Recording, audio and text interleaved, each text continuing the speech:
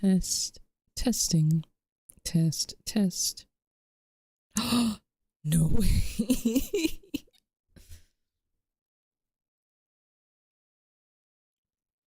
Okay. Hello? Hello? I just saw the craziest enemy intro. Damn it. Okay. Let's chill for a bit.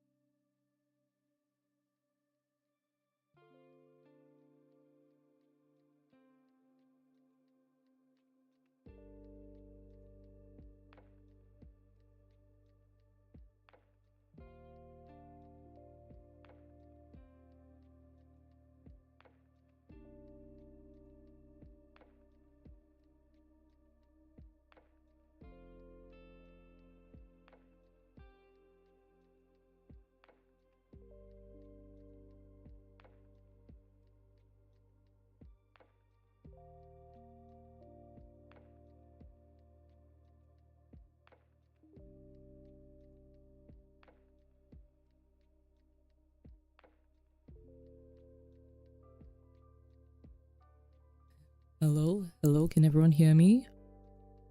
Oh my god, what was that flash? Jesus. Okay. Hi everyone. We are still back. I think. Wait, one of my windows just died. As in my OBS window. It's fine. It's fine.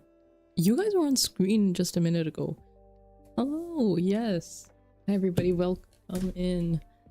Oh, Rox, don't say that. Don't make me blush. We just started. Thank you though. I really appreciate it. And yeah, thank you guys for stopping by. I know it's been a minute since we streamed, because here's the thing, right? Being a postgrad is very difficult. Like personally and with whatever it is you're doing. So I was offline for a bit and I lived, thankfully. And now it's my summer break, so I get to squeeze in a few streams every now and then. So that's why we're here today. Yippee! And yeah, thank you all once again for taking time and stopping by. While I return to form with something deeply unhinged and yet is very me. Oh my god, there's mucus in my throat. Well done. My ass did not warm up enough. Yeah, because it just started a few minutes late because I was finishing up dinner, so let's chill. coincidentally, my dinner was roasted chicken and like the spicy eggplant side dish, which was lovely. It's very fitting because we are about to talk to a guy who knows chicken like no other. Yeah, I'm gonna pause the music right there. Now, this guy I'm about to romance, he and I, we have a bit of history. So, how do I put this nicely? Okay, so, true real Ray law, I have not had KFC in literal actual years. And here's why. So, my granddad, while he was still alive, he really loved KFC, right? And he would always get it for us as like a treat. And so I distinctly associate KFC with my childhood. And like, since he passed, actually since a few years before he passed, when we switched to looking after him and he couldn't leave the house and stuff, I haven't had KFC in years. I wonder if that's gonna significantly affect the romance here. And it's like the kind where like, you know, you love them for a bit and then you separate. Is this gonna change anything about how I see this beautiful man? I don't know. But it's on the startup screen right now. And I just want you to know, before, like when I was loading everything into OBS, it had this crazy ass anime intro, which I was not expecting. That's a lot of effort for a free game and I have to commend them for that. So hang on, I'm just gonna slide my headphones on real quick. Let me know if the volume is okay, by the way, of the game and like my voice and stuff. So far it seems kind of okay, I think. Or actually it might be a bit soft. I'm just gonna up these. It looks a bit soft in OBS. Hopefully this is better. Alright, so let's just start. Volume's good, thank you, Rox. Yay, let's go. What is my name? Ray. Welcome, chef. Oh my god, I'm cooking. Oh god, that actually looks really good. Oh, starting right away. Wait is that like the band? Oh my god, is that? Nah, they wouldn't. Crazy ass poster. Jesus. Me and who? Very nice detail with the box as well. The KFC stripes. Oh boy. I'm already getting distracted by the art. Whatever, let's move. You sleep softly as the morning sun casts a warm glow through the window of your modest student apartment. The world is peaceful and serene. You could stay in the moment forever. Or you could wake up. Now, your first day of culinary school is no time to sleep in. Jesus Christ, this fucking horror. Shut up. Lying in bed, you stare at the ceiling, thinking about everything that awaits you at the prestigious University of Cooking School, Academy for Learning. Oh, okay. I just got what the initials were going for. Yeah. It's like UCS. It's almost an... Never mind. Maybe I don't know and I should ask my American friends. But yeah, Jesus, that alarm clock. Happened to me when I was 8. I did not know I was very anti-chicken until that moment. I refrained from using more violent terms because I do not want my channel taken off. Your mind begins to wander. Who will be there? What will you cook? What should you wear? Time begins to fly by and you find your imagination getting away from you. I just woke up. Do I really want to lock in? Nah, I'll daydream a bit. It's here, finally. Your first day of culinary school. So many dishes to prepare, so many students to meet. Your mind is swimming with possibilities when you realize you're running late. You grab a biscuit and burst out the door in a hurry. What was that sound effect? Oh my god.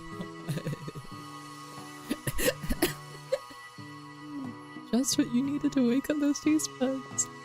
So that's crazy. I can't believe like American KFC has biscuits, because here they don't. It's another fast food chain with the biscuits.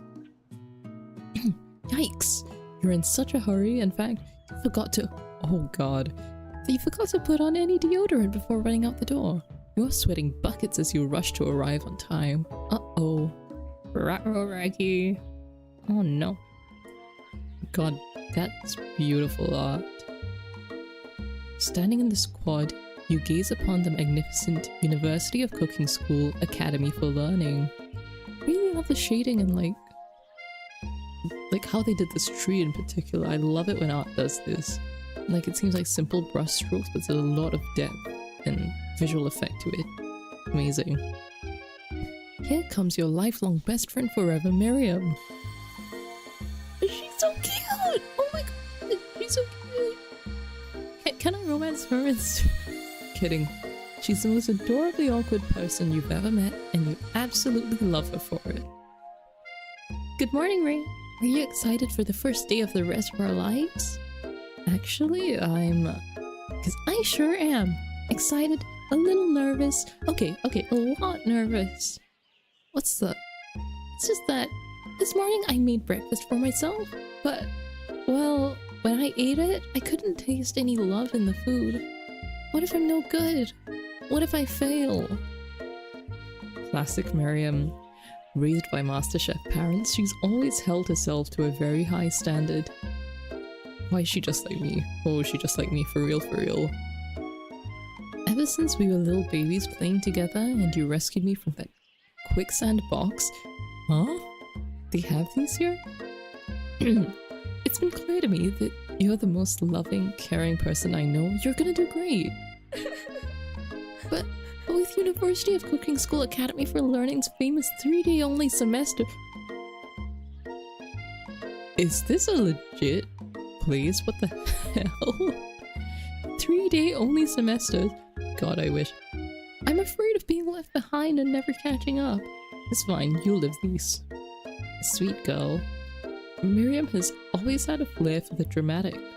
This summer, she got so nervous about her first kiss that she chipped a tooth practicing on a mannequin. Oh, honey, no. If I'm just starting, why would I know gossip? Pep talk. Remember last month when we saw that fortune teller and had our tarot cards read? The lady with the mask who gave me nightmares? Oh, I've been trying to forget. I know she looked spooky, but she was so sweet, and she told you that you were destined for great things. Remember that card with the fancy-looking tower, and that other card featuring the handsome fellow in the red suit? I don't know if I like her expression. She looks terrified. Oh god. She hits the pose, but she's still sad. Oh, I'll take it. I'll take it. Oh, I've been waiting for so long to meet a handsome fellow I could call my own. And I'm sure you will soon. In no time, you'll be graduating. And you'll be delighting the world with your heartfelt cooking in no time at all. As you talk Miriam up, you can feel her nerves begin to ease. You know what? Maybe everything will be okay after all. And if not, at least I have these killer bangs. Damn right you do, girly. Slay. Can you believe I cut them myself? You can definitely believe it. I cannot believe it. Before you can get another word out, you're rudely interrupted when someone smacks your books and custom engraved measuring spoons out of your hands and onto the ground. Hey.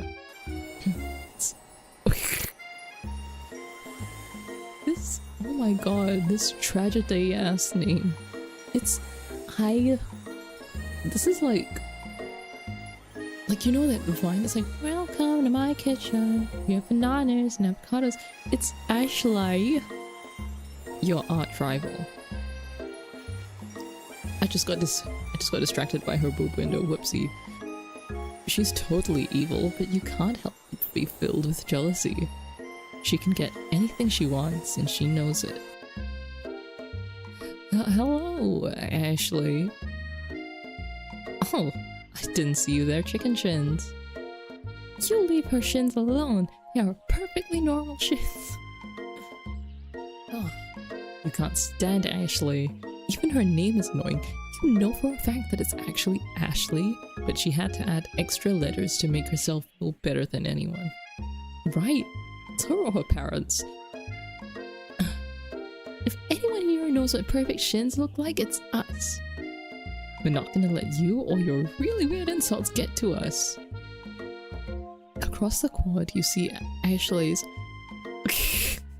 Dog, what are these names? What are these names? And yes, I will keep saying Ashley the way I just did. But what the... you see Ashley's best friend? How do I... the man. He stopped to look at his own reflection in the mirror. His pants are so tight you can see him casually working out his glutes while he styles his hair. No lie, they're rockin' glutes. Fan? Oh my god. Oh my god, why? Is this gonna happen for the whole game? Like the repetition? Oh god, okay. You rang. Okay, let me try and go lower. You rang. I know, right, Lou? It's crazy. Insane. Wait, did I miss that? Okay, whoopsie, I clicked past that by accident. Hi, Aylin, good to see you. We just started. I cannot take these people or their names seriously. I've just been giggling the whole time. Hope you're doing well. It's good to see you. Let's see. I can't believe that University of Cooking School Academy for Learning would ever allow people like you to attend as students. I know, right? You'd think they just hand us our diplomas now. Or maybe hire us on as professors. You amateurs who learn a lot from us. The first day of school about to start. There's just no time to properly tell these two off, so you resist the urge. Let's go, Miriam. Shh. See you later, losers. As you approach the door, you see a goofy-looking kid pushing hard against the window directly next to it. Oh god. How does this guy's voice sound? Oopsie. I think it's broken. You reach forward and easily pull the door open. That should do the trick. I love you. I'm just making this kid sound like my brother. I'm not even sorry. I think you mean thank you? My name's Pop. I was named after my Pop. He's old. Listen! Oh, listen, it's good to see you. Thank you for joining. Yes, please feel free to lurk. I'm so glad so many of my friends could join today. Yippee! Could someone like this also be a student at the school? He must be one heck of a chef. Also, his name tag clearly says Bob, but I guess he's reading it upside down. Hi Pop, I'm Ray, so... Are you gonna make me hold this door all day? Nope! And with that, the young man... It's okay, you can call him a toddler. The young man walks into the building ahead of you. Is it just me, or is he kinda cute? I think it's just you. You both shrug your shoulders before following him into the building. Very interesting room aesthetic. Ow. So it's like something about this feels very Japanese, but also, I don't know. I mean, it's certainly very different from what I grew up with, but who the hell is this guy? Should I know him? I'm gonna look this up afterwards. I feel like I should. Anyway, you stand at the edge of the room, unsure where to sit. Other students wander in and keep themselves busy chit-chatting. Oh my god! Oh my god! That's so cute! This Corgi, everybody win! I love him! him. Can we skip the romance? Can I just adopt him? A scruffy-looking pooch takes his place at a podium in the front of class. Adorable! Right! Now, quiet down, everyone. What? I don't know why I said it in that voice. We'll just have to roll with it. Who is this unreasonably cute pup, and why is he in our culinary class? You must be Sprinkles, head instructor and CEO of UCSAL. Oh! I'm saying, Lou! The teacher's is Corey. Look at him! Look at him!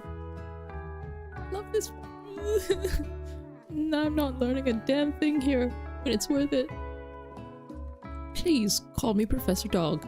I may be cute and little and fluffy, but I still demand respect. Woof. I love it. Right, Rock. So true. A cute dog is our professor? This is the best school ever. I guess only a dog's nose is capable of picking up all the nuances of fine dining. Out of nowhere, wind begins to rush around you as a swirl of cherry blossom. Wait, I clicked accidentally, whoopsie. I'm chilly. Someone close the window. And then...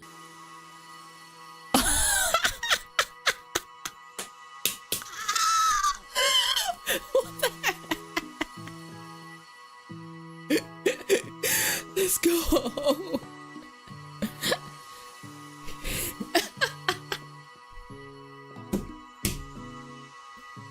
my god, what the heck?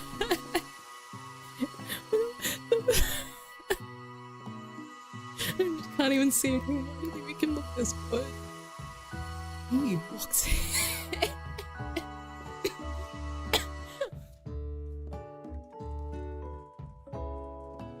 Damn.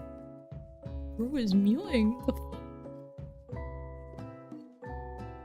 You're immediately swept up in the aura of this new student and his remarkable goatee. Who knew anyone could be so handsome? Time stands still.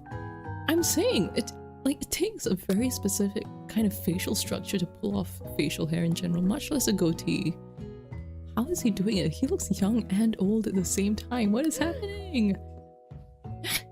It's him! It's... If it isn't my... Oh my god, they gave him the actual name. If it isn't my favorite student, Harland... Colonel Sanders interrupts Sprinkles. Sorry, Professor Dog, before he can finish his sentence. Please, call me Colonel.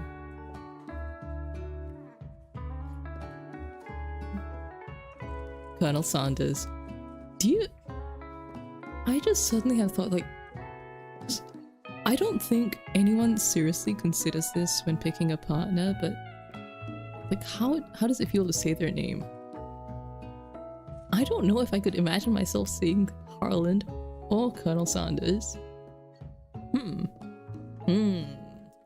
Let's see if this game makes me change my mind. A hushed murmur rolls through the classroom as Colonel Sanders walks down the aisle of desks. There's another aisle he should be walking down. Suddenly the room is sweltering. Sweat begins to bead across your brow. You feel like everyone is looking at you, and you're not entirely wrong. And this over here must be Sweaty Sweats a lot.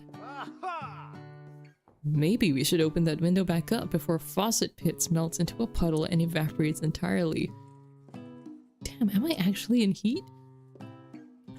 Hold on just a second. Nobody talks to my friend like that. You two both know my name. You're in the same kindergarten class, and what is with all your really weird insults? Besides, when Ray sweats, it's not. Alright. Never mind it. Alright. Oh. You turn to find Colonel Sanders standing right in front of you. Oh my god, who wrote the script? Colonel Sanders, beautiful angel that he is, stands before you, smiling gently, his hand outstretched. Does he have a southern accent? Oh god. Boy howdy, this classroom gets hotter than a Kentucky fryer. Please, use my handkerchief. Why is his arm so big? His arm, like, look at this. These broad shoulders, these thick ass arms, and then the waist. Harlan Sanders, I know what you are.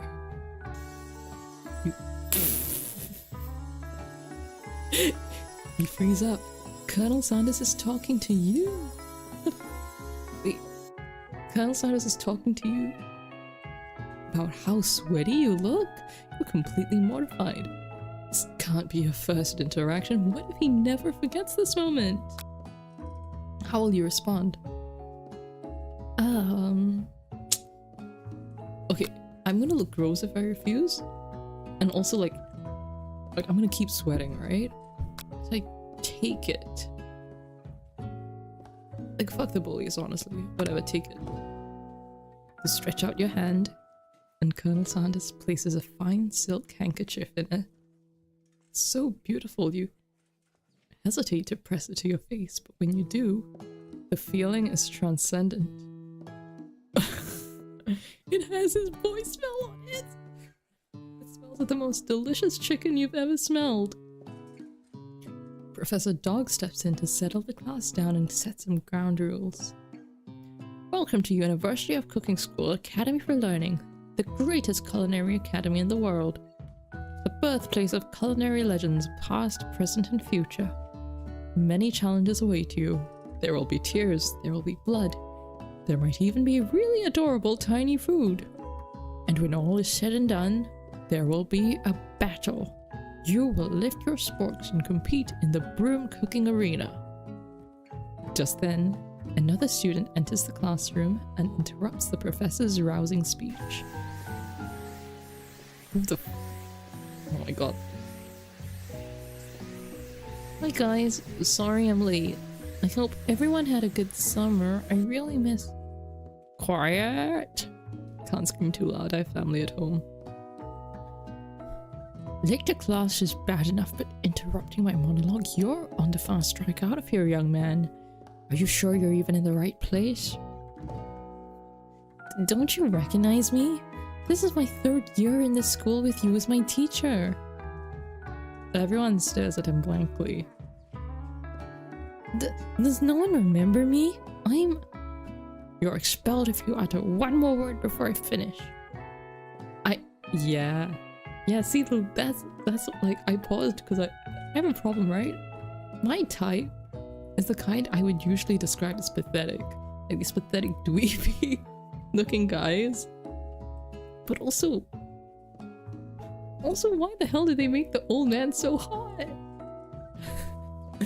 Let that be a lesson to you students that tardiness is unacceptable. Yeah, like, can I, like, love triangle with Colonel Sanders and this David Kun, for lack of a better word? Like, to be clear, I do not usually like David Kun's. I just don't know what else his name is. We'll find out, but can I, like, figure something out, like a shape of some sort with them? I don't know if the game will allow it, but I'll be damned if I don't try. Even Clank made it here on time, rolling halfway across town on his tiny wheels. You turn to see the student Sprinkles as referencing who appears to be some sort of industrial kitchen appliance.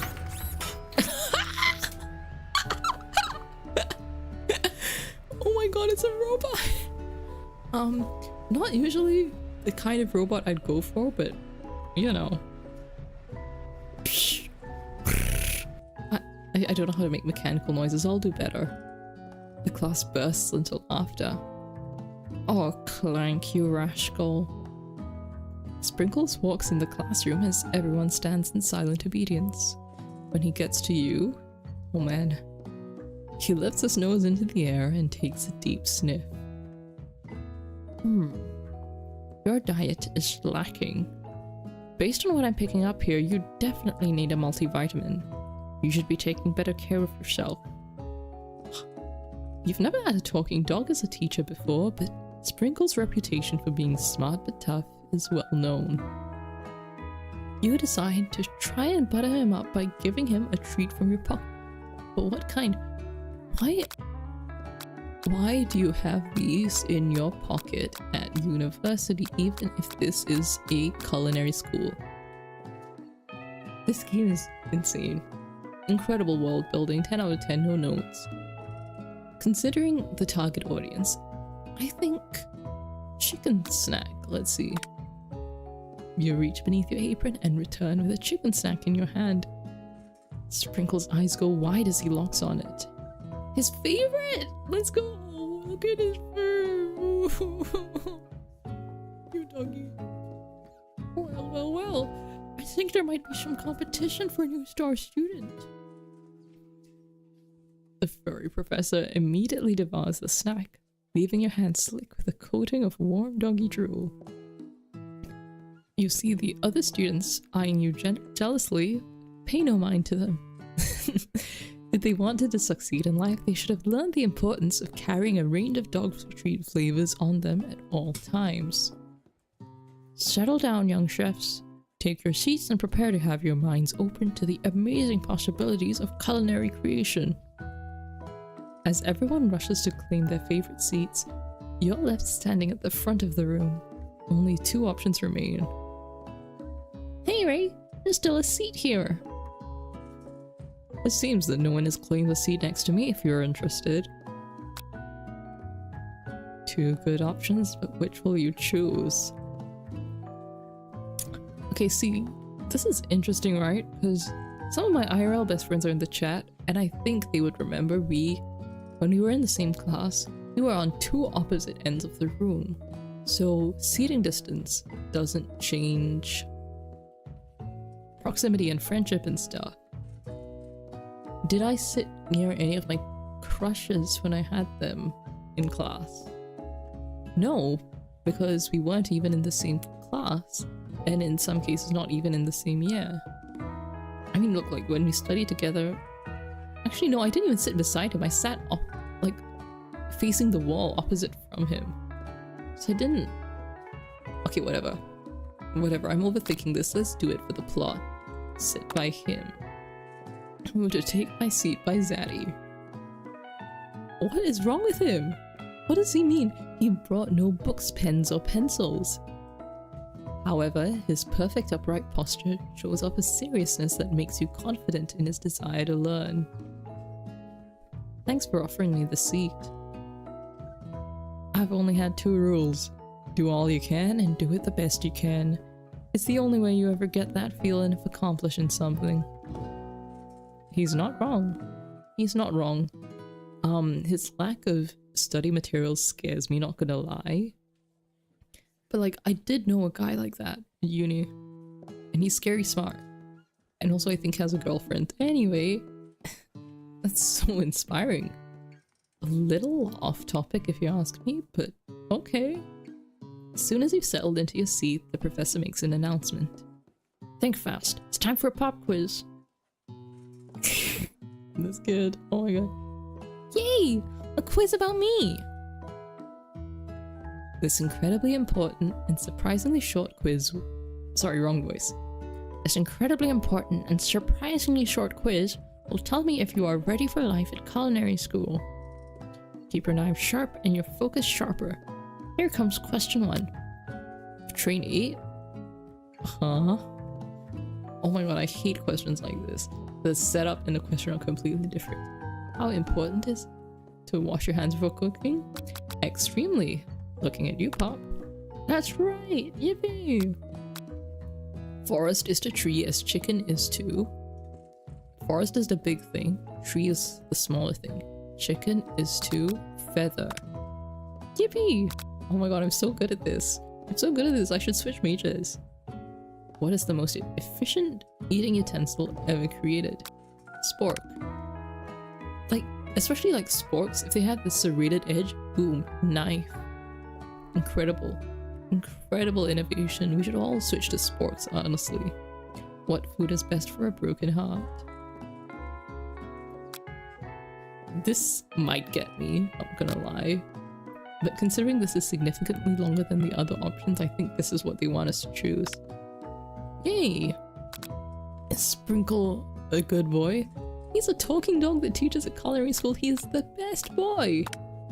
That's right! Total score is perfect! Let's go! Be honest, did I cheat? No. You look up to see that Colonel Sanders has been watching you tally your score. He's impressed. Look, I know we just met, but I have to confess, I think you have a beautiful brain. No one ever tells me this. I wish more people would. He's earning a spot in my heart.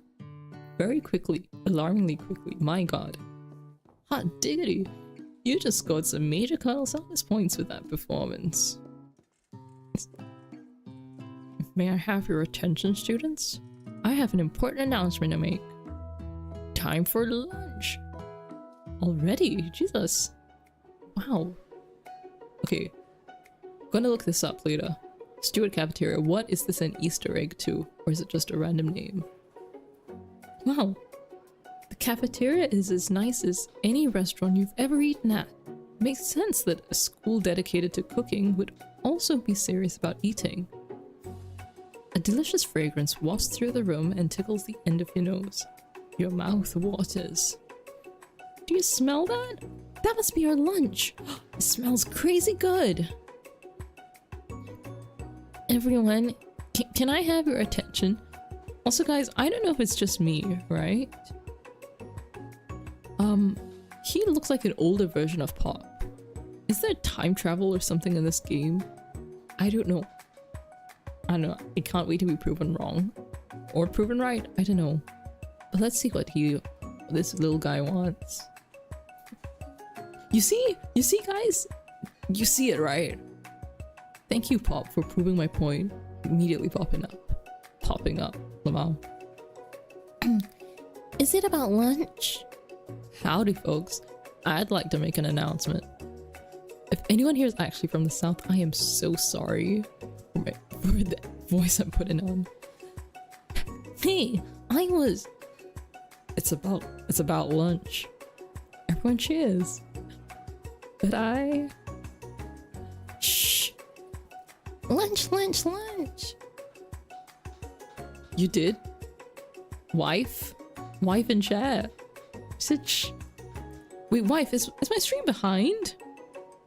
Wait, what do you mean you did? Wait, what thing? Let's see what. Keep going. But let me know what you mean. I love you. Thank you for coming. What do you mean, wife? In honor of the new semester, I prepared something special to share with everyone for lunch. Aha! That must be the smell I smelled! Indeed, that smell. You hold your breath, waiting to see what food this mysterious student has created. You've heard that he's very talented. Whether the rumor is true? Is this? Colonel Sanders lifts a large bucket above his head. Its contents glimmer in the light. Piled high are huge pieces of chicken, breaded and fried to a crispy golden finish. The aroma envelopes you and you begin to feel warm and safe. Colonel Sanders has filled a bucket with chicken. What a novel concept. His stomach begins to grumble as if to say, stop thinking and start eating. For years I've been developing a secret recipe for the perfect fried chicken. By my calculation, nothing less than 11 herbs and spices are required to achieve the perfect balance of flavors. You look around and notice that every other student has a pen and paper and is scribbling notes as fast as they can. But that's all I'll say about that. What? You think we want your stupid secret recipe, dude? Sure, nah, my dude. Nah. I'm just, drafting a last will and testament in case, one of those ingredients is, poison. Got him. I just started... Look at his face. Oh my god. I can't believe I'm blending accents now. It's Drover. He looks around nervously to see if anyone else is laughing at his sick burn. You wait to see what singer Ashley has prepared to follow up, but she suddenly takes a different approach. Yeah. And I was just like, writing in my diary. Dear diary, today... Oh. Oh, okay, okay, okay, so she's gonna compete with us. Damn it. Okay, fine. Be that way. Dear diary, today I smelled something beautiful. I knew at that moment that only the hands of a true gentleman could fry chicken so tender. You see her body language change from bitter and evil to sweet and innocent as she slides cursed closer to Colonel Sanders. She realizes that he is destined for greatness and fame with cooking skills like this. She wants him all to herself. Move. Oh, please. Well, Van the man. If you don't want any, I'll take his. Whoa, hold on. I mean, I guess I'll try it. He takes one bite and his eyes grow wide. He starts contorting his face as he tries to hold in his pure exhilaration and act unimpressed. Easy now, there's enough for everyone. Please, my fellow classmates, dig in. You take one of the pieces of fried chicken out of this bucket and sink your teeth into it. It's amazing. Oh my god. Oh my god. Like, it's good, but this good. Sheesh. Tasting Colonel Sanders' food transports you to another dimension. Alone with your taste buds, gripping a drumstick in your hand, you float weightlessly. As if this is a dating sim, this might be it. But he also likes my brain.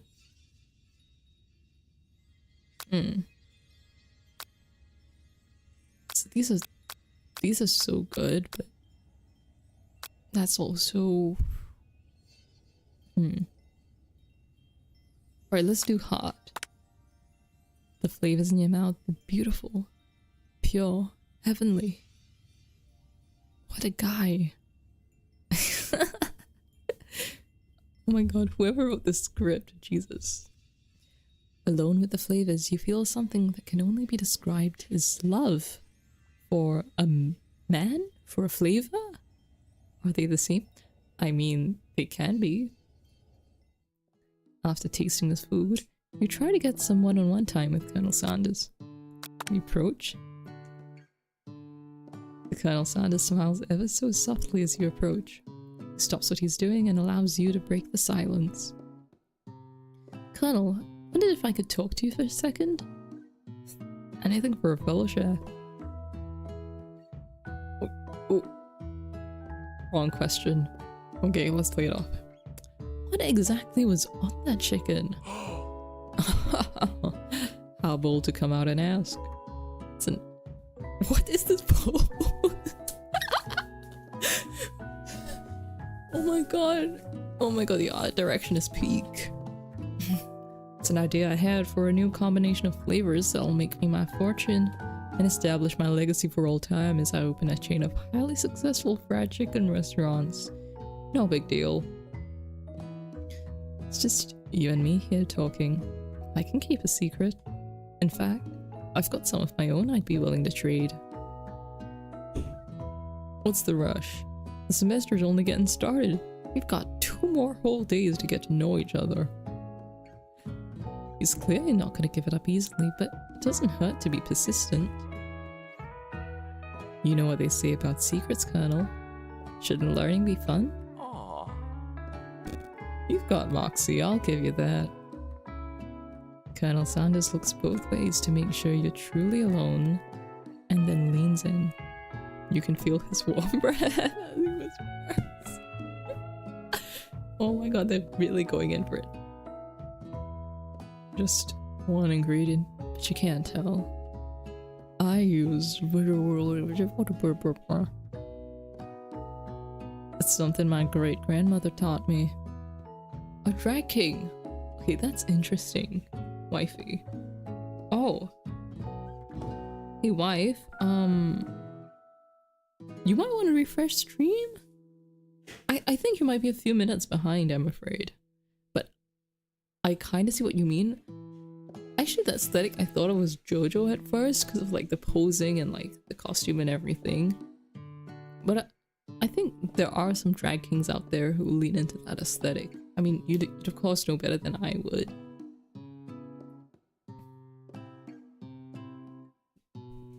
Wow, completely secret ingredient. You'd never have guessed that. In fact, you're not even sure where you'd get some if you searched. While you're wrapped up in that huge revelation, you notice that Colonel Sanders has disappeared. While everyone else is still in the cafeteria, you decide to look for him. You find him outside, standing in the quad. Oh, it's you again. Howdy. Sometimes I like to come outside and look at the school buildings. I'll think about how my story will continue on after I graduate. We've just met and bro's talking about dying, but also like not dying. It's like that one thing, senpai has not died, he's just graduated, senpai is furthering his education. Anyway, we just got here, what is bro on about? Sounds like you have big plans. I dare say the biggest. I will leave my mark on this world, you can bet on that. Alone together for the first time. Figure now is the perfect moment to show your personality. Neg him to show your strength. Nah, completely wrong. Additional ingredient could go south. It could sound like you're saying he's not good enough. Let's do this, modest but thoughtful. Well, I just wanted to tell you that I really enjoyed your food. You got the heart, it's working. Now you've got his attention. The flavors were complex but comforting. The interplay between salty, savory, and peppery. It was perfect. I appreciate the compliment. Sure, you'll be a big success. I know we've only met today, but I'm starting to get the same feeling about you. Damn. Also, I just noticed how big his hands are. Big and meaty even. Much to think about. Much to consider. You should head back inside. Next lesson starts soon. You step into the massive cooking arena, where the afternoon lesson will take place. Each student gets an oven and all the tools and ingredients they could need. That is very well stocked, I have to admit. It's very much like a cooking competition set. But, I would love to cook in here. I can't cook. Why did I say that? Look at this place! It's magnificent! Finally, we get to show our stuff. Wait a second. Oh no, we have to show our stuff! What if I totally blow it? You're not gonna blow anything. Except maybe kisses to the crowd of fans you're gonna earn with your signature, adorable, tiny food creations. I don't know about you. You can blow that. I'll blow something else. Welcome, students, to the cooking arena. For today's lesson, we'll be cooking with partners. Hurry up and pair off. Naturally. Oh no, poor girlie. Oh no. Feels so bad, but like Zaddy just walked in. Naturally, Miriam looks over at you, but unable to control yourself, you pounce on Colonel Sanders. Hey, Colonel, would you like to tackle this lesson as the team? Team of two, that is. Me and you, if that wasn't clear. Wanna be my partner? Aww. I know, Lou. Look at her. Oh, I feel so bad. But if I didn't, I'm wondering if I sat beside her, would this have happened? Now I feel so bad. This is like my best friend. I gotta save it.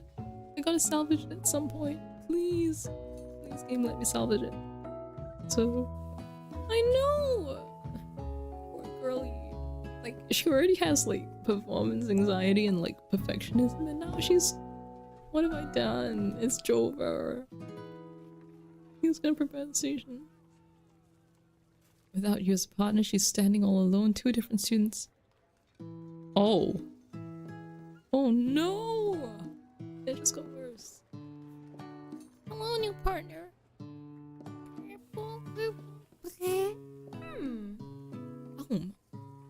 Oh my. Two potential partners? I'm so sorry, gentlemen, but I don't know who to choose. I'll have to pick for her. Friend duties can be a little awkward, but that's the price you pay for not being alone forever. Who do I want to ask? Okay, Chat, feel free to chime in, but I'm leaning Clank. It's like, that's a machine, right? Multifunctional, like it's literally like a bonus item, if you will, because you've got all this kitchen equipment. I'm sure Clank can. Exactly, Lou. Clank seems way more reliable. Pop is a kid. I mean, if he's at university already, he must be some sort of child prodigy, but he's a kid who may or may not be a random student from the like kid version. I think I'm gonna ask Clank. Yeah. Let's ask Clank. Sorry, Pop, but I think Miriam will be partnering with Clank today. It's okay. I already ate. What is this kid on? I'm saying! It's not entirely clear if Pop has any idea what the point of school even is at this juncture. Clank is clearly excited to have some attention. He heats up and begins to roll back and forth. Aww. Hold on there, fella. We don't even know the assignment yet. Technically, Clank might not have a face, but there's something charming and earnest about him. Bzz. Tissue? I hardly know you. I don't get the joke, I'm sorry. Clank judders and a panel shakes loose. You get the impression that this is a sign of affection. Looks like you two will be fine. Now it's time to focus on your own classwork. Alright, you two. For today's lesson, we're gonna keep it simple. Pick a basic dish and divide up the steps. No chef is an island. It takes 2 flints to make a fire. You get the idea. Which dish do I suggest to Zaddy? Steak tartare seems easy enough. It's fancy, you don't even need to cook it. I don't know about that, Chief. Like, is it completely raw? I thought at least a couple of the components need cooking, no? Octopus? Nah. I know this game. I know the route it wants me to take. Let's do mashed potatoes. Always been something of a down-home chef. I was thinking we could make something warm, inviting, comforting. Maybe mashed potatoes. And gravy? I couldn't imagine one without the other. I've started stealing his accent. That's how you know it's getting serious. Colonel Sanders casts a coy look at you, causing your whole face to go beet red. Embarrassed, you quickly turn away. I'll go get the potatoes. Now, please, let me. Picking perfect produce is a passion of mine. Alright, Mr. Not tautology, alliteration. Looks like things are getting pretty fresh around here. Does someone have a crush on Colonel Sanders? Go away, Ashley. We're just cooking partners. Mind your own business. Sanders' heart is my business, and you'd better keep your fingers off my man. Alright, buddy. Oh my god, the music. Holy shit, I don't know if you guys can hear it. I can't believe Van has his own soundtrack. My god. Did someone call for me? Oh no. Jeez, Van, while I'm over here crushing her dreams, you're supposed to be taking care of our classwork. That was the deal, remember? Oh, he's crying. Colonel Sanders returns, arms full of peeled potatoes. He tosses them into boiling water and turns his attention to you and your old friends. Oh, howdy there, Ashley. Van. We're working a quartet instead of a duet now. Actually, no. It looked like she was struggling, so we offered to give her a hand. You know how it is. These young amateur chefs need a lot of mentoring. I was gonna say, Colonel Sanders, maybe I could also teach you a thing or two about fancy food. Maybe one day you might be able to get up to my level. Doubt it. Don't be rude, Van. Personally, I have no doubts whatsoever about Colonel Sanders' ability to concoct creations worthy of admiration. After all, your fried chicken was quite spectacular. But Colonel, if you ask me, I might make a better partner for you than this thing that has positioned itself at your station. Don't you feel, deep down, that we cast complementary shadows? We fit together. With thigh and a drumstick, it just makes sense. Oh, he's getting pissed. Let's go. Nothing about this makes any sense. One thing is clear. She's coming for Colonel if you don't watch out. Ashley is really going at you hard. You need to ask some backup here before things get ugly. Turn to... I don't know if Miriam... I love the girl, don't get me wrong. I do love her, I just don't know if she'll be able to defend me that well. Let's see, what's he gonna say? What's man's gonna say? I'm here to learn and express myself via my cuisine, not bicker with prima donnas. Partners were chosen at the beginning of class, so let's all respect the format, okay? Turn to Colonel Sanders to confirm we're on the same page. I chose him, and he chose me. Isn't that right? That's a lot of words for yes, but I'll take it. A businessman respects all fair agreements from contracts. I took her on as my partner for this activity, and I'll stand by it. Based on your team's behavior, I'd say you're perfect for each other. Neither of you has her natural talent or her loyalty. Woo, let's go! Let's go! Being defended by Colonel Sanders leaves you feeling proud and full of potential. You look for Sprinkles in hopes that he might step in, but he's nowhere to be found. Darn those cute corgis and their short but sturdy stature. You look down at your station and realize that, in the tension of the moment, your hands have been cooking on autopilot. Let's go! Distracted by the drama, you've already crushed the boiled potatoes into a perfectly creamy mashed texture, with plenty of butter and cream for flavor. It's as if your natural passion guided you through the steps you know so well while your attention was elsewhere. I know just what to do. Colonel Sanders extends his hand. He's holding a beautiful white porcelain gravy bowl, out of which pours smooth brown gravy, smothering your nearly finished potato dish. Gravy flows down the mound of mashed potatoes. The result looks spectacular. Granny would be very proud.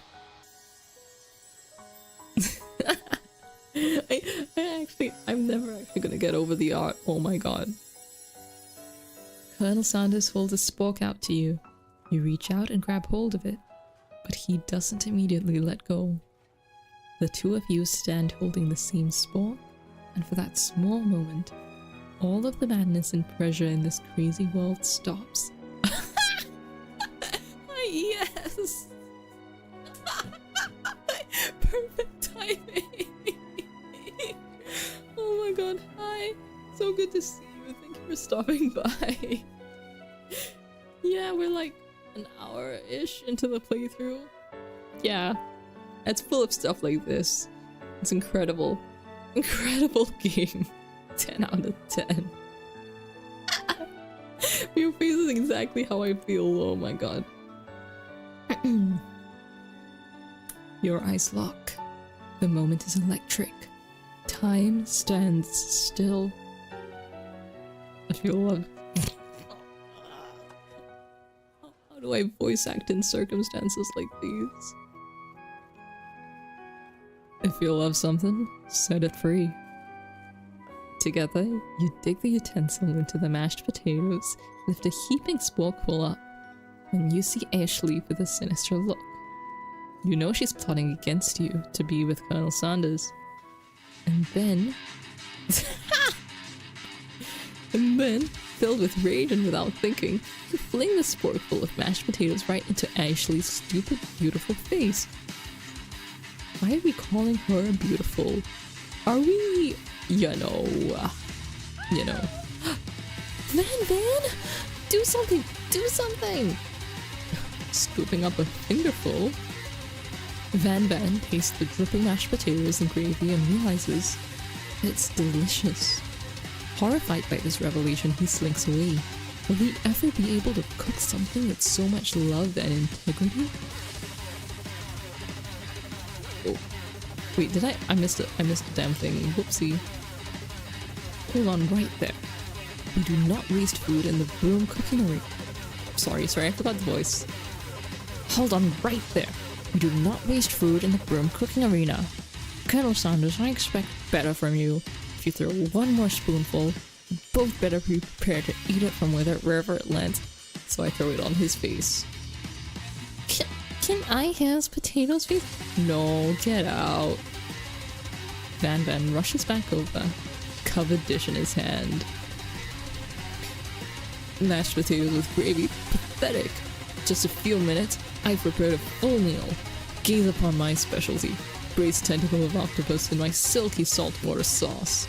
Plated on a battle axe blade forged by my supreme chef ancestors. All right, buddy. All right. Whatever you say. This guy. You've ignored me for too long. That ends now. It is I who will have first bite, and you will all look on with envy. The interrupting student rushes at Van and swipes a bite of his signature dish right off the plate. No, don't! Something about this dish doesn't strike my nose quite right. I think the octopus was rushed and may have turned in the process. Results could be toxic. Too late. It's been eaten. I think I left something in the oven. I don't feel so good. No way!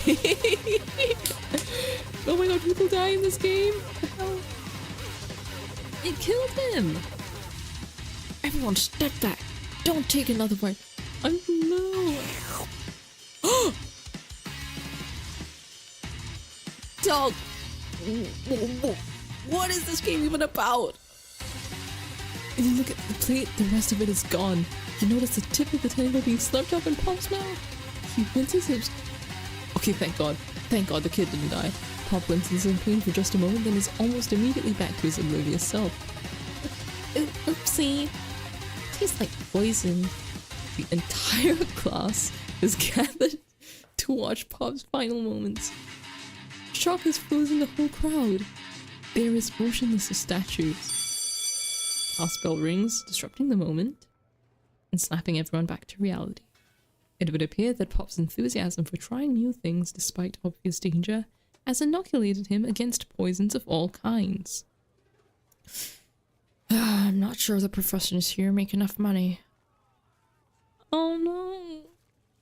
This little dweeby nerd guy is dead. It's over.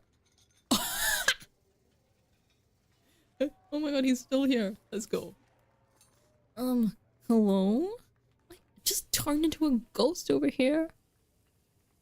Seeing that you're shaken up by that really annoying student and all his nonsense, Colonel Sanders approaches you.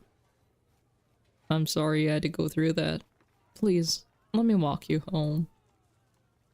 That's dangerous, my guy. What? Oh wait, he's talking to the ghost. What? Like, for real? Oh, come on. You follow him out of the room. At night, this... Wait, where are you getting spooky from? It's quite pretty, actually.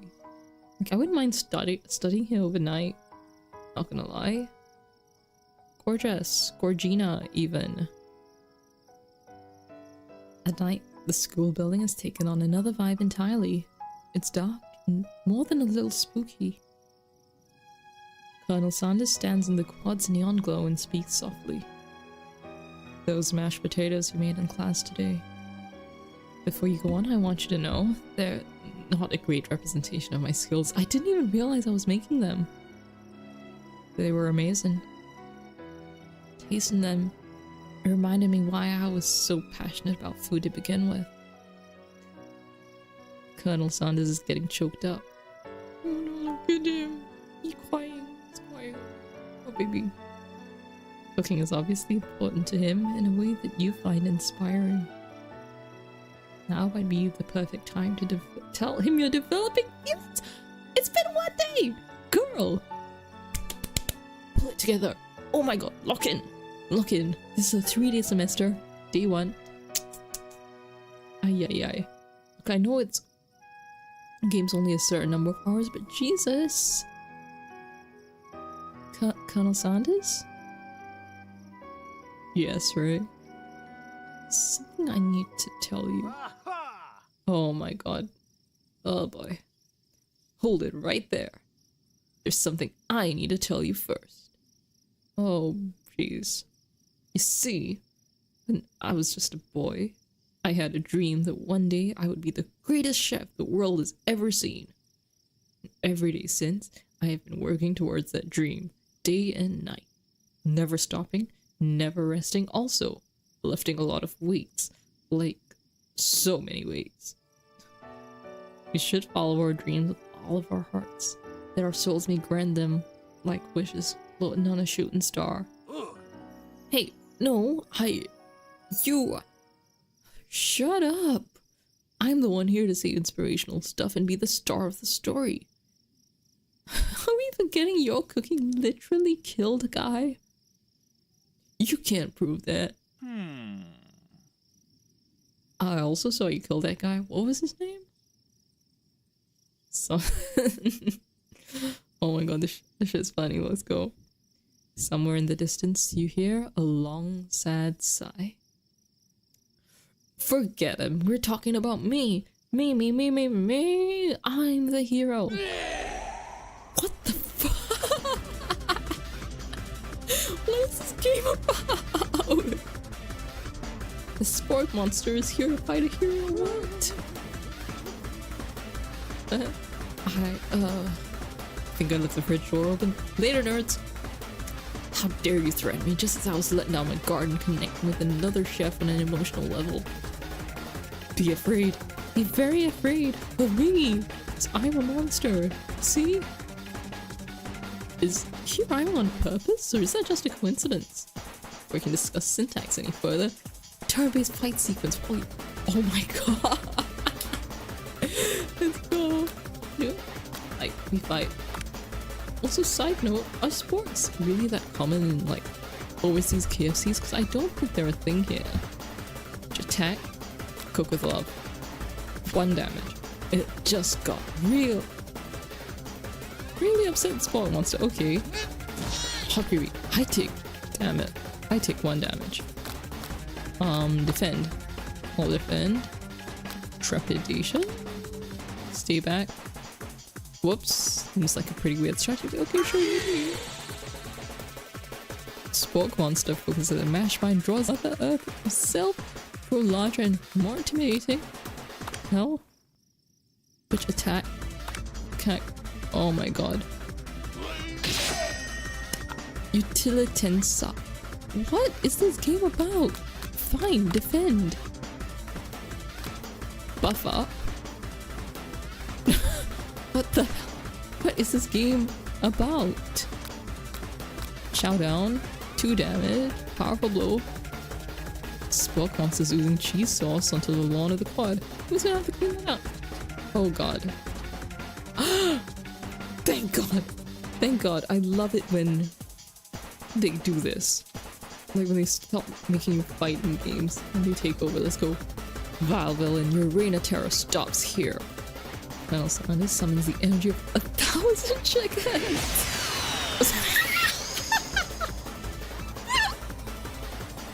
Genuinely, what is this game about? Oh my god, everything is perfect. My power is done damage.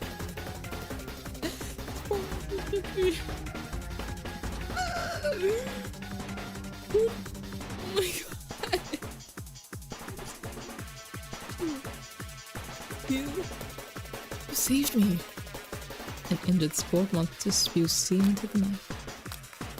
Spare him. You managed to tamp down your disgust at the sight of this gnarly poverty, gnarly robotics, gnarly beast, long enough to realize that he's still a living creature with a pure soul who deserves your pity, not your love. Be gone, beast, and don't you dare come back for a follow-up encounter tomorrow. I'm saying, Aelin! What is this game about? I know! Like actual insanity. won't forget this. I certainly won't be back, you said. Sport monster scuttles off into the night. Left behind a special item. Dog. This is crazy. Who let the devs cook this hard? It appears at first to be a cookbook, but upon closer inspection it's so much more. It's a book of magic spells with a golden chicken on the cover. And when I bring this into my D&D campaign on Thursday, then what? You open the cover and find a library card tucked inside. The last name to have signed it out is Borko. Borko. That name sounds strangely familiar. Your blood is pumping as you stand in the quiet of the night, holding the mysterious book in your hands. As you come down from your battle buzz, you realize that your final attack has left you completely defeated. The world around you begins to fade away. Without any energy to keep your eyes open, darkness overtakes you. Does he give us CPR? The image of Colonel Sanders flashes before your eyes as you fall asleep. The dog? Wait, what do you mean the dog, villain?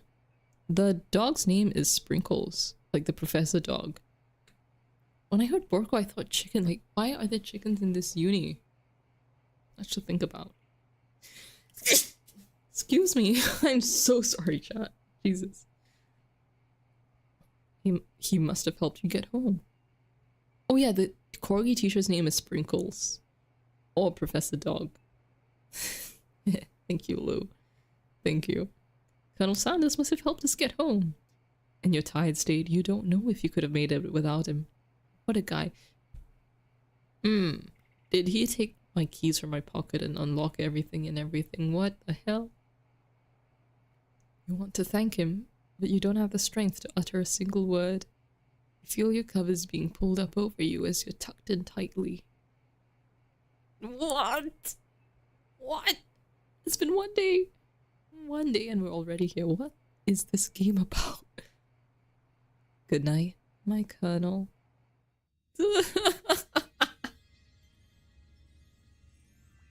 In your dream, you're together with Colonel Sanders. For some reason, Sprinkles is also there, instructing your love. Dreams are weird. Oh my god.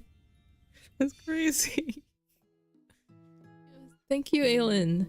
All the best with your work. Thank you for stopping by. And yeah, have a good day. It's crazy. I know, I'll tell you more about it. Hopefully next stream, which should be around this time tomorrow. I'll be starting a little later than my schedule said because I gotta go call my DM ahead of Thursday. So yeah. You will have fun. Thank you, Aylin. Bye-bye. You awake on day 2 and attempt to process the wild visions you had. Were they memories or premonitions? And then there was that secret ingredient Colonel Sanders went ahead and told you outright. Not much of a secret, huh? It's probably just because he already trusts you so much. Sure, that makes sense. We'll go with that. You meet up with your bestie in front of school. Before you can tell her about the encounter with the spork monster, she launches into a story of her own. Okay, I know this might sound a little strange, but I think I might be, I think I might like Clank. Like him? Like? Okay, I mean it's 2025. You remember that famous headline about who we'd be romancing more? But really, Miriam, girl. I know it sounds like it's moving too fast, but there's something about him. I like him. Like him. We got to talking after class and he's actually a totally sweet guy. Not only that, but he's really smart. He told me all kinds of stories about Colonel Sanders. Did you know that Colonel Sanders was the most popular kid in his high school? No, but that does make complete sense. Yeah, but he was so popular that he was voted prom king at a school he didn't even go to, and was also the convertible that he himself rode in at the front of the homecoming parade. Alright, man. Alrighty. I will take your word for it, Miriam. I'm thinking maybe something got lost in pressure cooker language translation there. the way, maybe it'd be best if you took it slow with this new boy, like I am with Colonel Sanders. I'm taking it slow.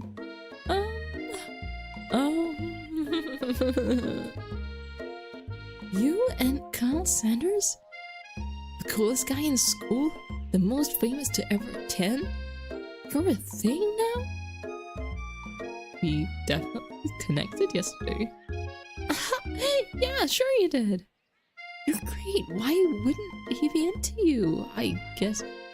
What does she mean she guesses? Is she jealous? Sad? What is it? Laughing at the implication that you and Colonel Sanders might be a thing is definitely not cool. You are great. You have an idea about how to prove that your love is real. Well, if he's not into me, why did he tell me one of his secret ingredients? Your bestie's eyes light up. Not sure if this is a good or bad thing. Secret ingredient. Yeah, just said that, a secret ingredient. Is there a dramatic echo in here? Miriam checks to make sure you're alone before continuing. So, this summer, while I was on vacation with my family, a lovely man approached me in the botanical garden where I was wandering. This can't be good. He told me all about his passion for spices. Secret spices. The man even gave me some to show me what he meant. He said it was a powder created from super duper rare dried flower petals, and if I did him a big favor, I could have some of my own. What spice could that possibly be? Are you sure? Please, Miriam, don't tell me. So I filled my suitcase with them and brought them. Oh my god, girl. He was so nice, he even met me at the gate when I arrived. Later, when I cooked with them, a very strange feeling came over me. The flavor was unlike anything I'd ever tasted. I think you're being very liberal with the meaning of spices here. Whatever. Anyhow, we both share an interest in cooking, so we stayed in touch. You know, like pen pals. I bet he'd love to know more about new spices. Well, I'm definitely not supposed to share Colonel Sanders' recipe. And besides, I only know the one ingredient, so I doubt it'd be much use to anyone. Please, please, please! It would mean the world to me! No one has to know it came from you or from Colonel Sanders. I'm protecting the secret. I do not care. I don't care. Guawapisha. Quickly think of a fake ingredient name. I don't know. How about it was Eye of Newt? I know. Sounds like some kind of witch's poison, but what can you do? I feel so bad. Like, this is my friend. I am technically lying to her, but like, secret recipe, trademark, copyright, all of that, trade secrets. And like, man told me the thing. Like, it was blurred out in the text. I don't even know what it is. Eye of Newt. Wow. Her eyes light up imagining such a thing, and you figure you've satisfied her curiosity and she'll move on. However, bro. She immediately turns around, does some thumb typing on a phone you can't quite see. It's probably not good. Before you can ask her to confirm that she was definitely not texting secrets to other people, you're interrupted. Oh boy, here he comes. Here comes the boy. Hello, boy. Cherry blossom petals fill the air. What is that? Why does this just keep getting crazier? Also, thumbnail moment. Who designed this game? Oh my god. It's Colonel Sanders. He's arriving at school. I'm not gonna run to him. That looks desperate. I don't want to look too desperate, even if I want him. Stand back and admire. Colonel Sanders' horse is truly a thing of beauty. Why is Bro riding a horse to school? What is he on? Without ever acknowledging he's being watched, he does a short horse dance before dismounting with a flourish. He then slaps the beautiful creature gently on his rear, sending it running free into the countryside. You are so struck by the sight of him that you lose the ability to speak coherently.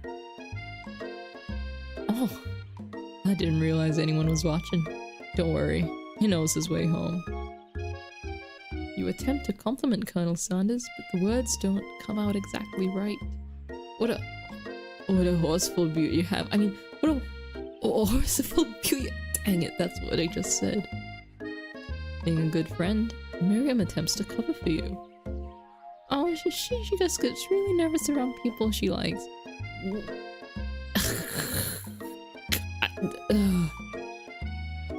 I mean, they got food poisoning and were up all night.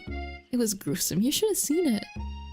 She gives you a wink and a smile as if to say situation handled. Can't blame a girl for trying. He's so freaked out though. Oh no. And with that, Colonel Sanders disappears into the school, leaving you and Miriam to follow. When you enter the classroom, you can see your two rivals, Ashley and Van Van, are doing something really bad. By the way they're hiding, you know it must be really bad. Like, counterfeiting recipes bad. Experimenting with restricted ingredients bad. Summoning a demon bad? Try and get a peek over Van Van's hulking shoulder, but he sees you coming. Whoa there, little one. I'm not sure you're ready to handle this. What is that? What the hell is that? Line, Ashley. Why don't you make like a bee and mind your own wax, honey? Tell him to stop acting immature. You immediately dress him down for the immature behavior. Culinary school is to be respected. This kind of nonsense is a waste of everyone's time. Now you've upset them. Oh. And you're the emperor of cooking, are you? You make the rules? I'm not sure you know a good meal if it ate you. Being the best chef in the world takes more than just culinary skills. It takes creativity. It takes panache. And it doesn't hurt to use a little evil. You finally get a look at what it was they were hiding and you instantly know. It's a book, just like the one you found after your encounter with the spork monster. It's the same book I found last night in the quad. The hell? Ashley immediately elbows Van Van, who hides the book behind his back. I don't know what you're talking about. That book is a family heirloom, and its contents are secret. They haven't just been studying the book? What the fuck? They've got Pop pinned to the wall? They're tossing potato skins at him as he tries to catch them in his mouth. What is this happening? We're playing! No, they're not. No, they're not. Honey, you need to get out of there. Before you can dig it any further, you're interrupted by the arrival of more students. It's almost time for class. Clank must be running late. He's in such a hurry that he rolls right over Van Van's meaty foot. Hey, watch it, you bucket of bolts. You watch how you talk to him. He didn't do anything. Who do you think you're talking to? I've never heard such language. Not even from a stand mixer. I don't think I got the noise right, but we move. No, your mother was a stand mixer. Van Van jumps to attack Clank, but Clank shocks Van Van, sending him flying across the room. Oh my god, she actually looks deranged. Good for her. Protect me, Colonel Sanders. These crazed men are about to come to blows. I think it must be over me. But I'm not interested in either of them. Ashley's tone has completely changed in an instant. She bats her eyelashes at Colonel Sanders. Surely he must know that this is a ruse. Right? Gentlemen, get a hold of yourselves. Save it for the arena at least. Or don't. Honestly, what do I care? I've got loftier career aspirations to focus on. So true. So true. Maybe I can help with your business plan. Just then, Sprinkles arrives. Yippee! Signal the true start of the class day. He's panting, which doesn't seem that abnormal. He's a professor, but also a dog. One moment, I'm just gonna grab something real quick.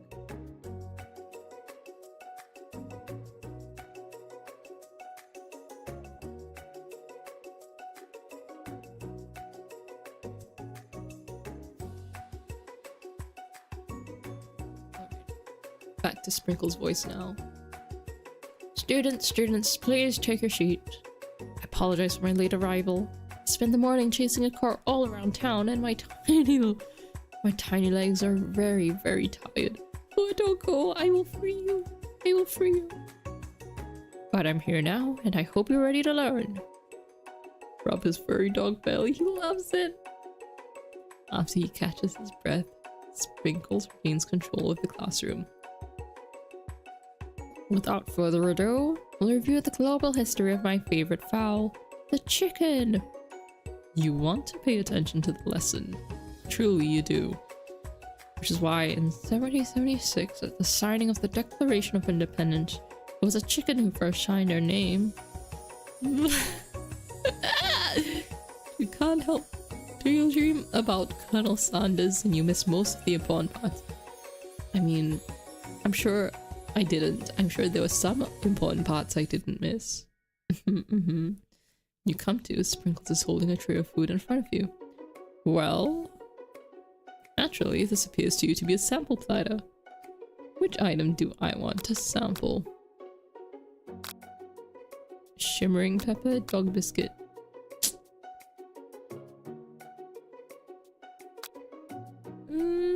Dog biscuit probably wrong. Glass of water, question mark. But let's try pepper, see what happens. Brightly colored pepper. Grab and eat it right away. Uh-oh, your body's not prepared for the heat. The pepper has triggered an intense spice hallucination. Feels like forever as you trip through the universe. My friend! Ooh! This guy again? He's back. Lou, if you're still here. I'm here to give you an important message. Ooh. You must avenge my death and fulfill your destiny. All you must do is sing to fulfill your destiny. All you must do is sorry, I think I've got some spice stuck in my throat. It's fine. I know, Lou. I knew you'd love him. There is your guy. It's fine. I'll work through to fulfill this is the prophecy. You must feel yourself begin to regain consciousness. Oh man. You come to and find everyone is staring at you. What the fuck? That pepper was the last of its kind on Earth and now it's gone forever. Think to yourself, geez, I should pay better attention. We all make mistakes. I'm sure he'll forgive you. Someday? Come on, it's time for lunch. I was so in shock I forgot to... I forgot to do the voices. My god. This game in itself is a fever trip in like the best possible way. Anyone can relax. The cafeteria lights dim. And your rivals enter to make a dramatic announcement. Today's lunch will be prepared via timed competitive cooker. The level of theatrics is off the charts. Alright, buddy, let's relax. Is everything a competition? Excuse me. Is everything a competition with you two? Yes. Yes. Well, not with me. I'm on a personal journey. To learn, to love, to... Learn to love? Sure, why not? But definitely not to constantly battle. Yeah, stop getting your genres crossed. Don't you have some portable monsters to capture? Or something? I need to eat if I'm gonna have the energy to sustain my education and pursue my dreams of being a master chef. How are any of us supposed to get anywhere if we're constantly fending off challenges from every know-it-all with an apron? Besides, I already brought my own lunch. You should have it. They'll give you the energy you need to succeed. Miriam reaches out and presents a gift to you. Oh my god! It's so cute, guys! Look at this, it's such tiny food. Oh my god. My special grilled cheese and tomato soup. It's chocolate milk to wash it down and a tartlet for dessert. This is peak. It's peak. I could go for some of that right now. Only takes you about 5 seconds to eat Miriam's tiny food, but it's just what you need for motivation. You know what? I've learned enough for today. Let's battle. Just as things reach a boiling point, Sprinkle steps in. Surely he'll put a stop to the madness. Now, students, please settle down. This is a lunchroom, not a sportsing court. Finally, a little sense. You breathe a sigh of relief. What the f- Oh, God. At least, not until we turn on the timer. Just then a huge light blasts you in the face, flashing the words timer ready. Oh my god. Can't believe it. That's what I'm talking about. Please, doggo, please. What do we have to? Hurrah! Stand corrected. It's a battle you want, it's a battle you'll get. My bestie can best the best of him. Best believe it. Like a diamond, I was formed under pressure and now's my chance to shine. I'll defeat you myself. You add as chicken? Chicken's not the word I'd use, but okay. You had his chicken and you made mashed potatoes and gravy on day one. You're feeling like you can really impress him again here. I love the battle music, by the way, chat. And to boil some water for the potatoes. Oh shit, I have to think, god damn it. If the timer runs down, you'll be forced to pick randomly. Temperatures is water boil at 100 Celsius. That's right. How would I have gotten here without knowing that? Jen. When it gets around my furry belly, let that enticing offer motivate you. When you need to season this chicken before you cook it. You don't know Colonel Sanders' recipe exactly, but you have an idea. Oh boy, how many? 11 herbs and spices. Thank god. Thank god I have a reaction time. That's right. You might not know all of the ingredients yet, but at least you're headed in the right direction. Tail wagging intensifies, let's go! Now you got some basic stuff to your craft. State of mind of us the most of gratitude. That's right. You must never take this opportunity for granted if you hope to succeed. It was between that and trust, but I did that snap judgment and the gratitude. Thank god. Your classmates are rooting for you, but Ashley is simply stronger and faster than you. You'd better pick up the pace if you want to survive. You're a child. And I was a young boy. Your father told you to never forget where you came from. Every day, you meditate on his advice and draw energy from that place. That'll be a great time. Where's it come from? Small town with big dreams aboard. This is your shot and you're not gonna miss it. Woo! Try to shout out the noise of the arena and focus on your cooking. Sound of success? Sizzling. Fuck. Don't make me get the spray bottle. Next question. You notice him out of the corner of your eye. I believe in you. It's casually cheering you on. Which would be awesome, except knowing he's watching you makes you totally forget what you were doing. All I can think about, babe. No. No. Who is this protagonist? This is not me. What are you thinking? Get in. Exactly. This is crazy because which dessert book do I take? This is crazy because I'm the kind I look in more around my crushes. So I'm not sure what she's doing here. But anyway, what the? You know what? Shouldn't you be focused on the challenge? Falling behind. Sorry. Fuck. What does that have to do with crafting a spectacular fried chicken and delicate biscuits? Really struggling. Babes, please.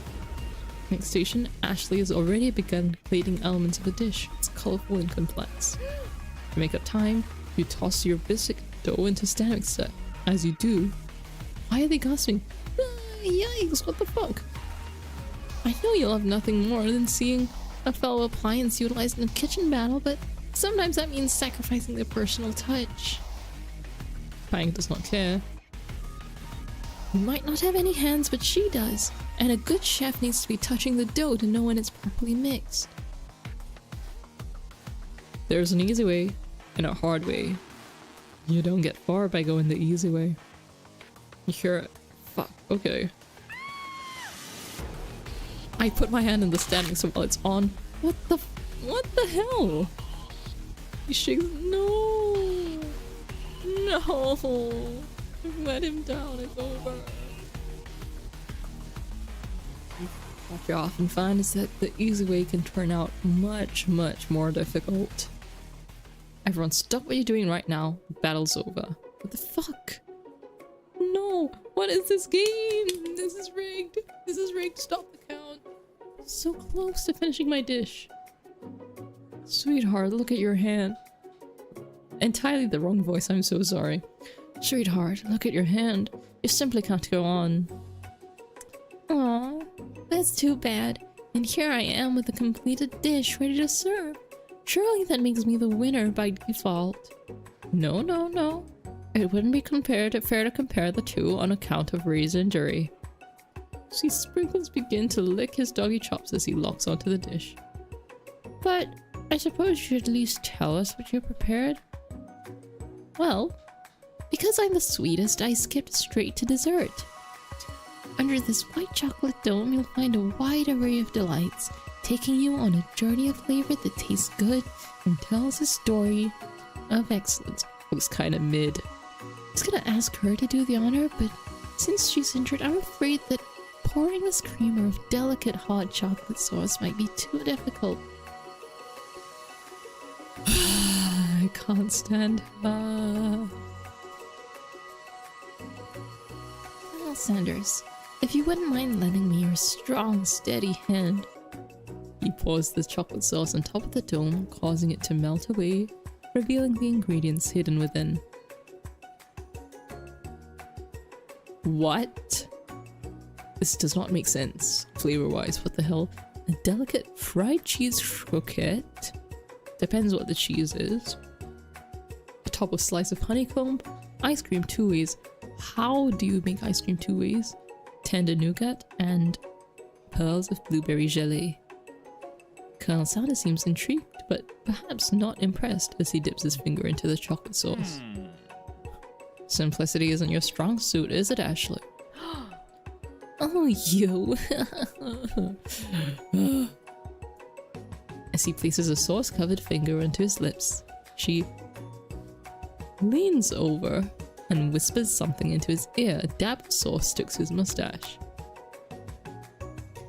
I feel like doing this would end badly, considering I just had my hand crushed, so internalize.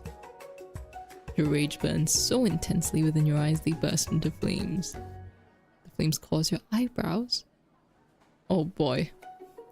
The flames cause your eyebrows to catch fire and turn to ash, and they fall off of your face, which means people will have a hard time understanding your emotions for the rest of the semester. Perhaps forever. Embarrassed and ashamed by your poor performance, not to mention your crispy fried brow, you run for the quad to be alone. The beautiful weather feels like an insult. Inside of you, the storm rages. One moment, I'm gonna grab some water.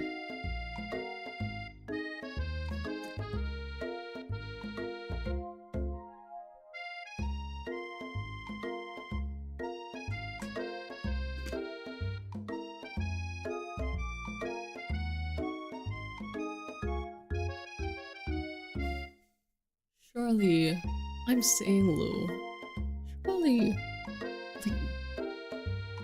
like, I'm sure, like he's trying as a really, like, genuine, heartfelt guy. I'm sure he can read when fake people are being fake, like she is. Let's see. There he is. Incredible caption. My god. It's Colonel Sanders. He's probably here to tell you that he and Ashley are in love and have decided to get married. He won't even ask you to cater his wedding because you're a terrible chef and an awful person. You try to hide from him, but he approaches you directly. I know you're hurting right now.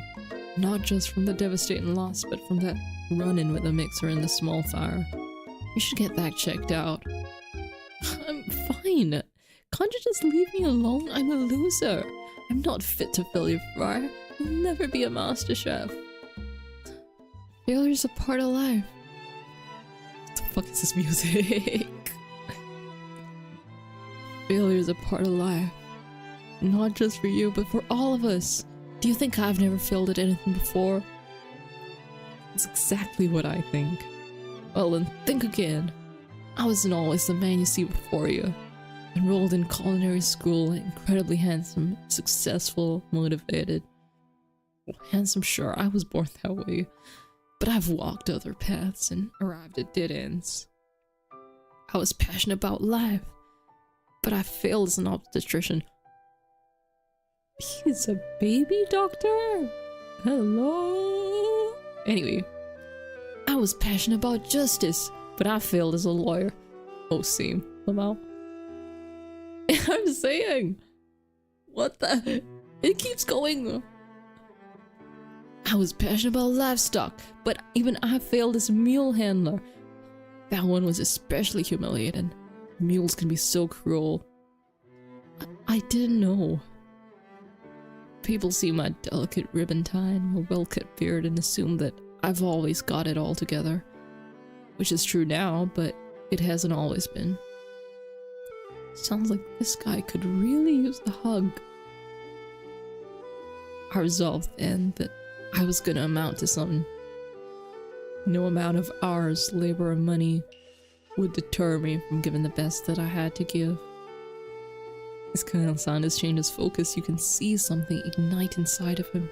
A burning passion. One has to remember that every failure can be a stepping stone to something better. My new dream is pure, it's honest, it's something that a humble man in a crisp white suit can be proud of. Why the fuck is this game gonna make me cry? The hell?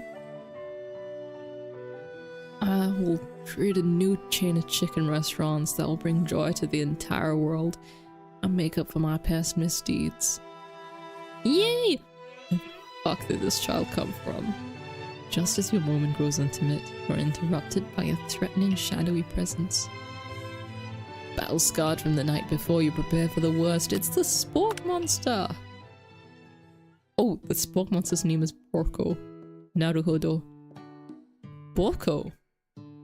It is I! I know, I said I wouldn't be back, and after the whole fight to the death thing, maybe you don't really want to see me anymore, but I just wanted to say I was wrong to attack you, and I apologize. I know what it's like to always look over your shoulder. Monster problems, am I right? Aw, thanks, Porco.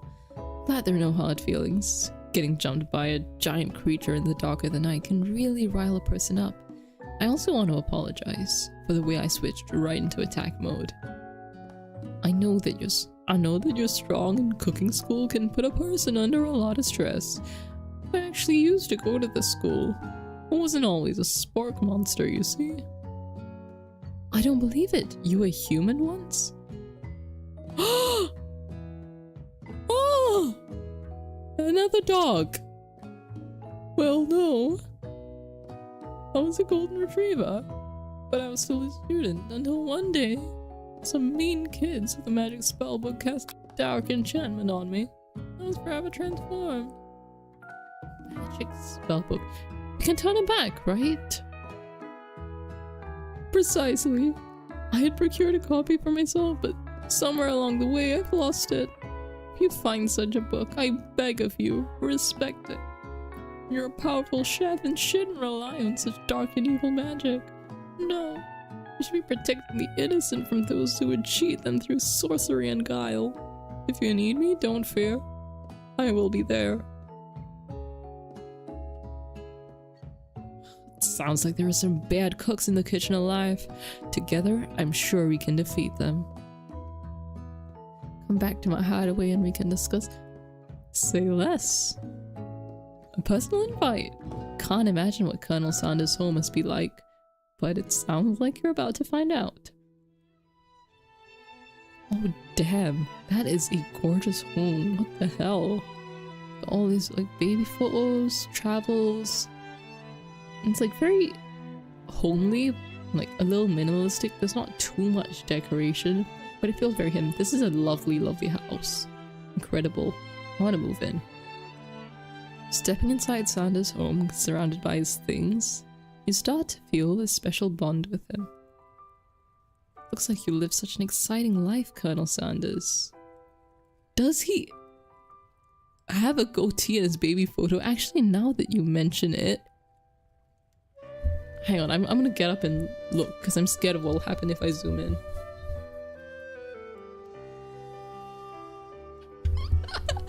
Oh my god, you're actually right. He does! Like, I thought his mouth was just open very wide, but from, if I'm seeing correctly, like right over here where my mouse is, that's his mustache and there's his goatee. He's one of those guys you just can't imagine as anything but old, I guess. Incredible detail, I'm glad you noticed it, Lou. It looks like you live such an exciting life, Colonel Sanders. Every day can be an adventure if you approach it with the right attitude. Long ago, I made the decision to never stop searching, never stop working, never stop imagining. You've been working on any new recipes of your own lately? I'm always excited to talk about food with another ambitious chef. Well, there is something. It's just a side dish I've been tinkering with, trying to find the right balance of flavors and textures. I'm not sure I've nailed it yet, but I'm close. His eyes perk up as he starts to wonder what dish you might be describing. It's meant to pair with something spicy or something crispy? Both, perhaps? Wow, hashtag not sponsored. Now you've got him right where you want him. Should I reveal it or keep it a secret? Okay, but this, as I understand it, is a 3-day arc in this game. So I'm gonna reveal it. Let's see what he does. Surely he wouldn't steal it. Or we collaborate on a baby. I mean, on the recipe. You decide that you're as ready as you'll ever be to share your original cooking with Colonel Sanders. Before you can talk yourself out of it, you decide to dive in head first. You reach into your lunch bag for a special dish you've been keeping on ice all day. I present to you my original cold slaw. Wow! This looks so much less sad than what they used to serve me as a kid. The shredded cabbage dish glistens in the light of Colonel Sanders' low hideaway. Magnificent! Together, you chow down on the creamy slaw until just a spoonful remains in the bowl. Do you mind if I hold on to the last bite? I'd like to have it round so I can admire its taste later and think back on this moment. Who's tearing up? Oh my god, is it that good? Damn. You could offer to make him more, but he seems like a very sentimental kind of guy. I love a sentimental man. Sure, why not? Please, make yourself comfortable. I'll be back in just a moment. You realize now would be the perfect time to do some snooping. Around the room are various items you can look closer at. Each seems to radiate memories and emotions. Tap in an item to discover more about the Colonel. Oh my god. They've thought this through all the way. Let's start from over here, right? Near the door, this secret recipe. What number is important to him? Soon as you turn the dial, you find a single note. And chicken be prepared sashimi style. Not sure. Okay, let's do the vase. Take a closer look at the large urn sitting on a nearby pedestal. There's a plaque on it. It's dusty, but when you wipe it off, you can read the inscription. It says, "Here lie the ashes of all my past careers and business failures." Poor guy.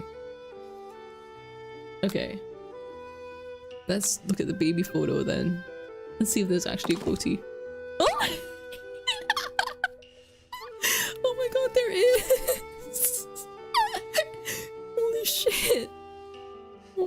god, this is incredible.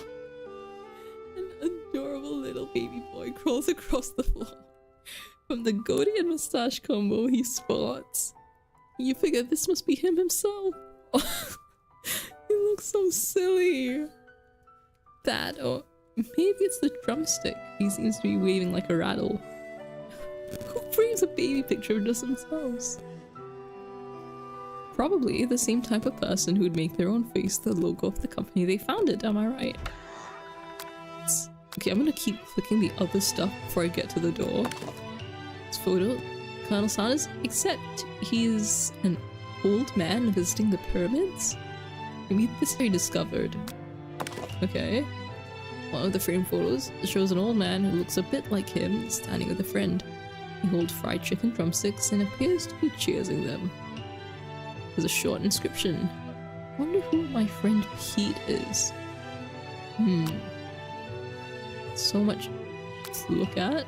Let's see. Scented candle. I knew it. I saw that color. I thought it was gonna be gravy.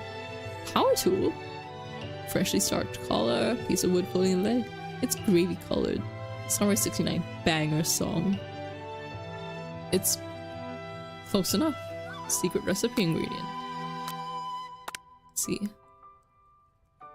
Wow. A lock of silver hair is woven through the teeth of the comb. Upon further inspection, you realize it's not just silvery in color. It's made of spun silver. Damn. Imagine just having silver lying around your living room like that. Real chicken! Taxidermy. It's been important when it's alive. The true state bird of the great state of Kentucky. Damn straight. Let's do two more. This one and then this. You gaze out the window across the vast lake and mountain range beyond. Just then, oh my god, not this guy. Some people will be thrilled, but this guy. Were you thinking about heading out into the world on a quest to avenge my death?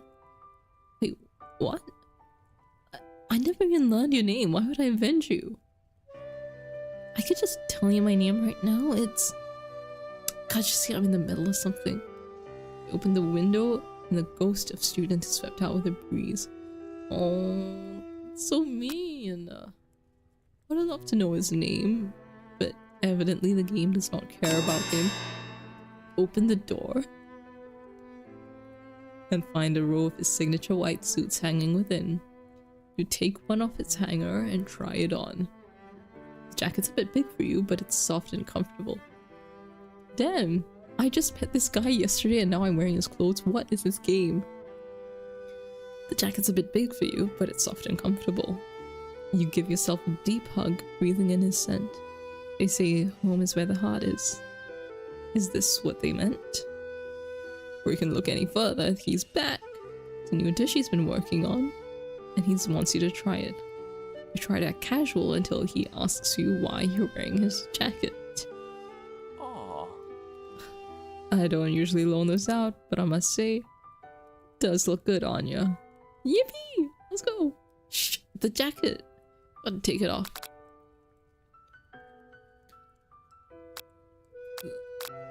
This is what I would be likely to do, but then again, I do not wear my romantic interests' clothes after one day of knowing them.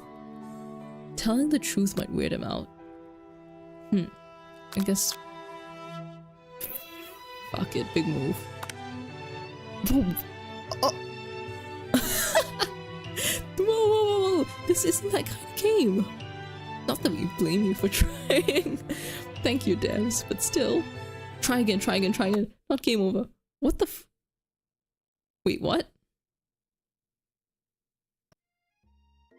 Oh my god. It's starting all over again. From this checkpoint. Jesus. Okay. I'm just gonna click through it very quickly. I can't believe it went game over. And had me restart from here. That is incredible foresight. And we reveal it. I mean, hello, if you didn't want me to do that, why would you make him though so hot? Why would there be romance in the game if you don't want me to actual romance? It's okay, you don't have to show anything on screen. I'm just saying. Okay, I've clicked through.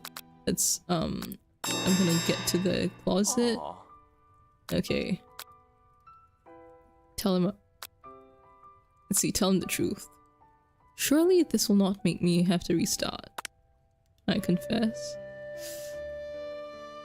I think I've developed feelings for you. I might be developing feelings for you too, but I'm concerned. I can't let anything get in the way of my dreams. Overwhelmed, you take off the jacket and run for the door.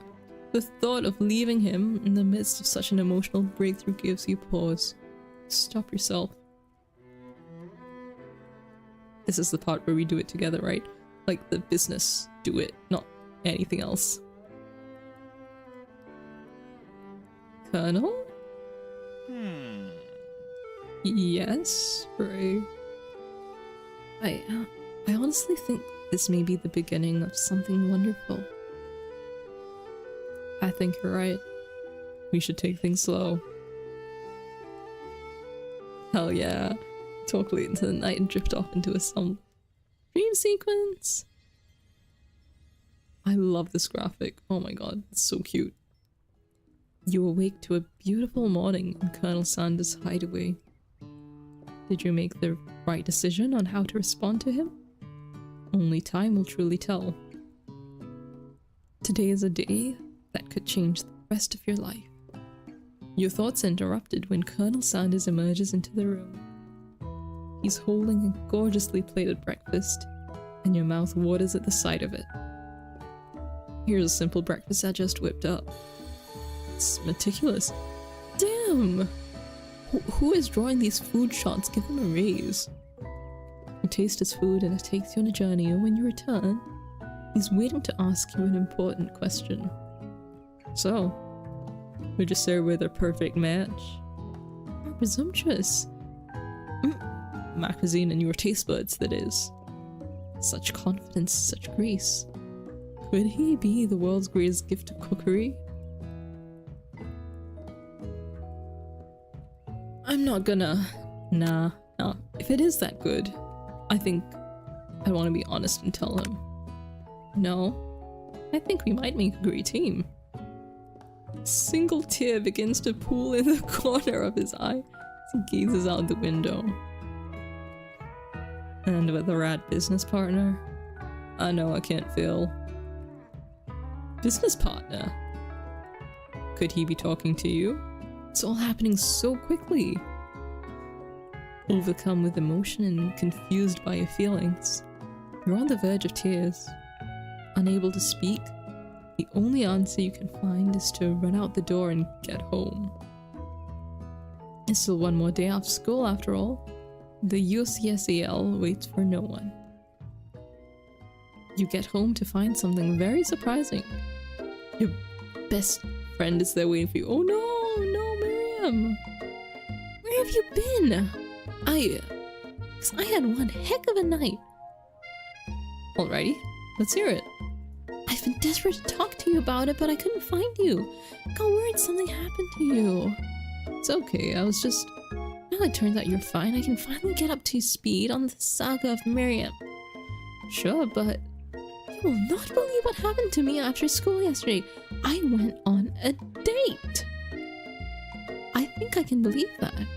Since I've been partnered up with Clank, he asked me to go out with him. Whoa! Congrats, girl. Damn. Can't believe she is getting more action than me in real life, but anyway. Of course I told him, you'd better keep your dials turned polite and respectful. I'm not that kind of girl.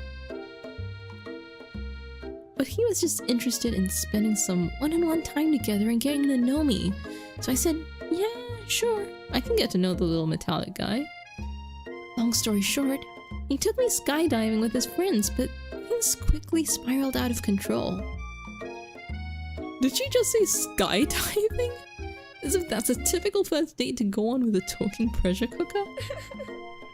No, I'm not really sure where we stand.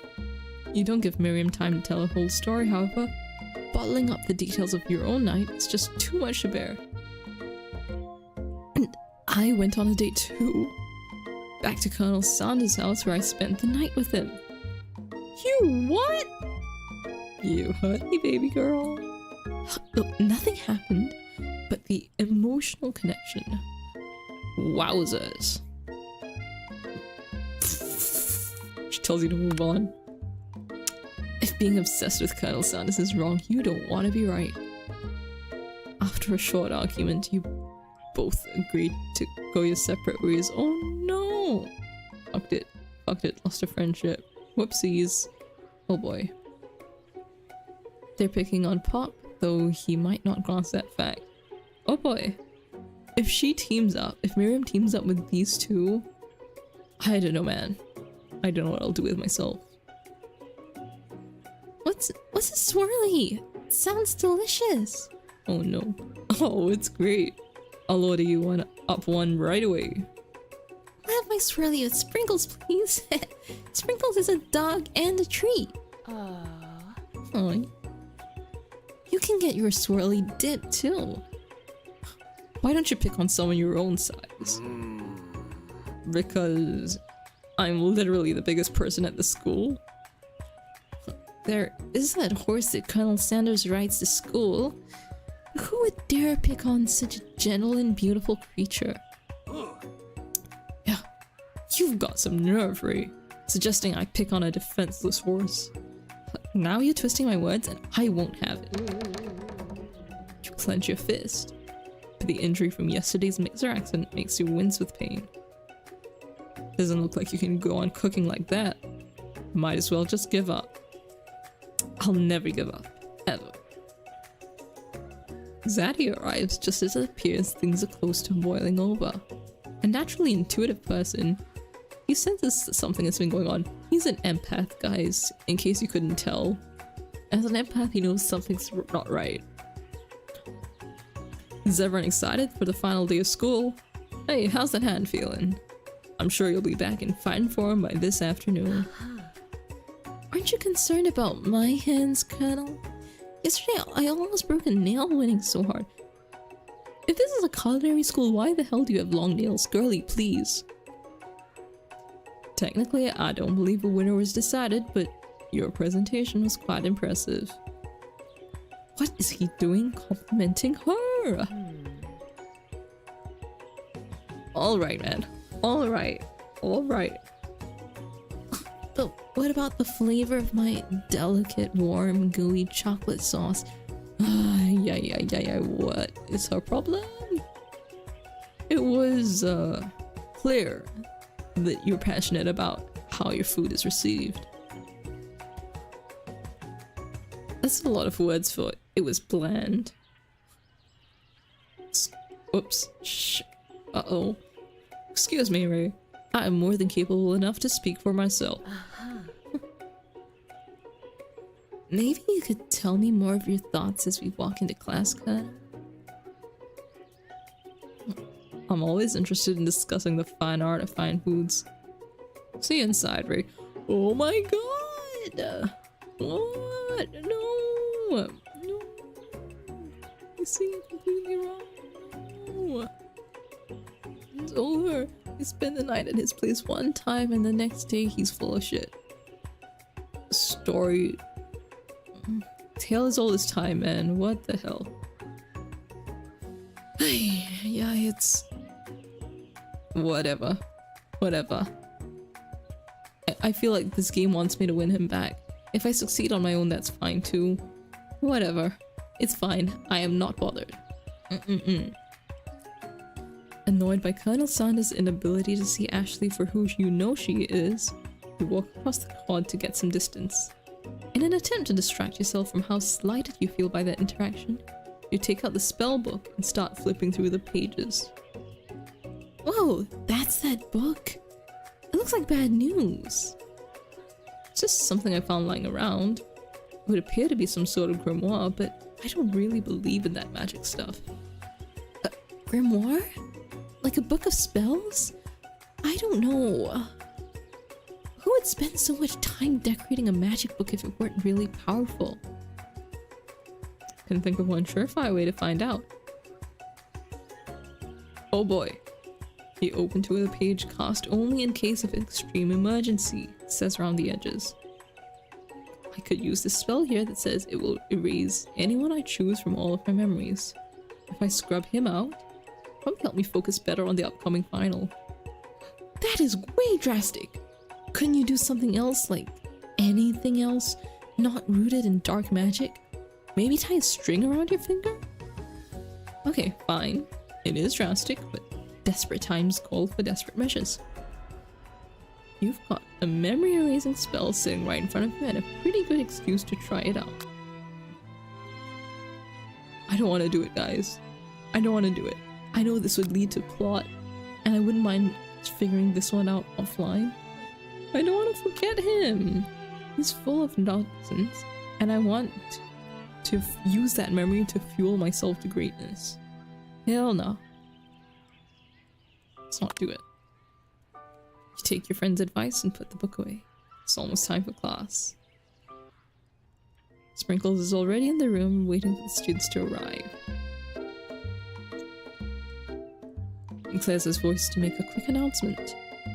I want you all to know, I feel something of a dog moment coming on, but I assure you it's nothing to be afraid of. He begins to breathe quickly. Let's wait. I don't think he wants to eat my homework. Stops in his track, focuses on the window room and steadily silent. Squirrel! Sprinkles turns feral and runs to the window of the classroom. He begins barking uncontrollably at the squirrel outside. Terrence? I told her never to come back here, Terrence. I will destroy you, Terrence. Sprinkles is barking ferociously, drool flying off of his face. Squirrel looks over. He doesn't say anything back. I wonder, is that even a talking squirrel? Who named him Terrence? You better not show your chubby cheeks around here ever again. After Sprinkles is satisfied that his presence has been felt by not only Terrence, but any other squirrel in hearing distance, he returns to his professorial tone. I apologize for the outburst. This actually brings up an important point. Thank you, Ray, for reminding me to dole out this indispensable bit of wisdom. You see, but before you can go any further, oh my, Miriam's love drama spills over into the class. I told you to save it for after class. Bzz, bzz. You think I wanted to be thrown from a plane strat to a stranger? They're arguing. We still haven't learned to speak Clank's language of mechanical noises. No, you had to show off to your cool kid friends Jeff and Joe and J&J forever. Watch us form a triangle in midair as we descend. Triangles are the strongest shape, don't you know? Bzz, bzz. Yeah, well, that doesn't make it a great date. Then take Jeff and Joan with you. You can all hold hands as you pedal down the mountain or off a cliff for all I care. Oh, she's mad. Oh my god. Sad beep. I don't know if that was convincing, but we move. Clank begins to shudder. Steam pours out of the gaps in his panels, and then a loud ding stops him in his tracks. What have you done? Why is he broken? Miriam! No amount of seasoning is gonna make me want to eat that, Clank. Clank burps out a completely deep-fried sneaker. Considering he himself has wheels, not feet, it's not entirely clear where it came from. Yeah. I mean, this is happening in the middle of class. You guys remember that, right? What is going on? Like, genuinely. And like, the whole class is watching. I don't know about you, but if I had that kind of a fight with people watching, I would just sink into the ground and never be seen again. Or like, I just quit school entirely. What? These kids, I hope they, like these two, they make up, get well soon. For lack of a better term, get well soon. In terms of deep friend footwear, I guess it looks okay. Clank slowly rolls out of the room to be alone with his shoe. Everyone tries to pretend they didn't see that entire thing go down. Nothing like a loud public breakup to cast a pall over the final day of school. Yippee! Well, that was, unfortunate. But we mustn't be distracted from what lies ahead. The final competition showdown challenge exam, trademark, exclamation mark. Still working on a title, but I think you get it. Test time approaches. See you all in the arena. But before you can think about the competition, there's a very beautiful soul nearby in need of a pep talk. Hey, Miriam. Are you okay? Okay? I'm so mad I could smash a tiny mug, spilling several droplets of hot cocoa all over the floor. How could he embarrass me in class like that, in front of everyone? A tiny cocoa is a delicious treasure, so you know that this breakup is no joke, even if the source of her frustration is such a silly boy. I know that you know this, but I'm gonna say it out loud, and this goes for you too, chat. You don't need anyone. Me and you, we're gonna cruise through this final test and hit the carpool lane to Success City. Okay, maybe I wouldn't put it exactly like that, but point still stands, guys. It is okay to not be in a relationship. We can succeed on our own terms. Miriam brightens up, imagining the wind rushing through her short bangs, but she hesitates to embrace the feeling all the way. You're not gonna saddle up on Colonel Sanders' stallion and ride into the sunset without me. Of course not. Oh, maybe, sorta, but I'm sure there's a pony out there with your name on it, and a ranch big enough for both of us and whoever else we want to bring along. She looks so done. Oh my god, look at her. If it's not Pop or Clank or anyone else you meet today, tomorrow, or this whole year, so what? You're a special person who shouldn't settle for the first someone to show a little interest anyhow. Miriam gives you a big hug and wipes the tears from her cheeks. I should really review my menu for today. I'm gonna make a very special soup. And I bet that Professor Dog is gonna love it up. While you were pep talking Miriam, you completely missed lunch. That's okay, because you have a better idea of how to spend the time before your exam. You've decided to head to the arena early to practice a dish. That's allowed? You guys, they allow you into the exam venue ahead of time? Crazy. Oh my god, Lou, now that you mention it. Would she have dated Pop? I hope not. I don't know. Is Pop just a child or a tiny adult? Oh my god. Is this something I want to find out on stream? I have no clue. Oh boy. Even if it's not a date, I hope if Pop is a child, it's not a date. Or maybe like a friendship breakup kind of thing if it were. But the fact, yeah, I don't know. Cause like that's a kid, and then like, I don't know, then would it have been Pop crying? I'm curious to see what the branches for this story would have looked like, because I mean, you've got branches like that, who do you pair Miriam with? And then you've got branches, do I cast the spell? I don't know if there'll be a place in the game to see it, but let's keep going and see if that's what happens. Let's beat the pants of Van Man, the supposed Man, and his eviler counterpart, Ashley. As planned, you began to run through a quick test of my chicken pot pie. After practicing for months, second nature, as soon as you do, I admire the dedication to putting the flower petals every time he comes on screen. Cram session is interrupted. What are you doing here? There's still time before the final exam. Oh, just taking it all in. I'm big into visualizing success and looking at my station and picturing victory. The pot pie has begun to bake and it's slowly filling the space around you. Visualizing, huh?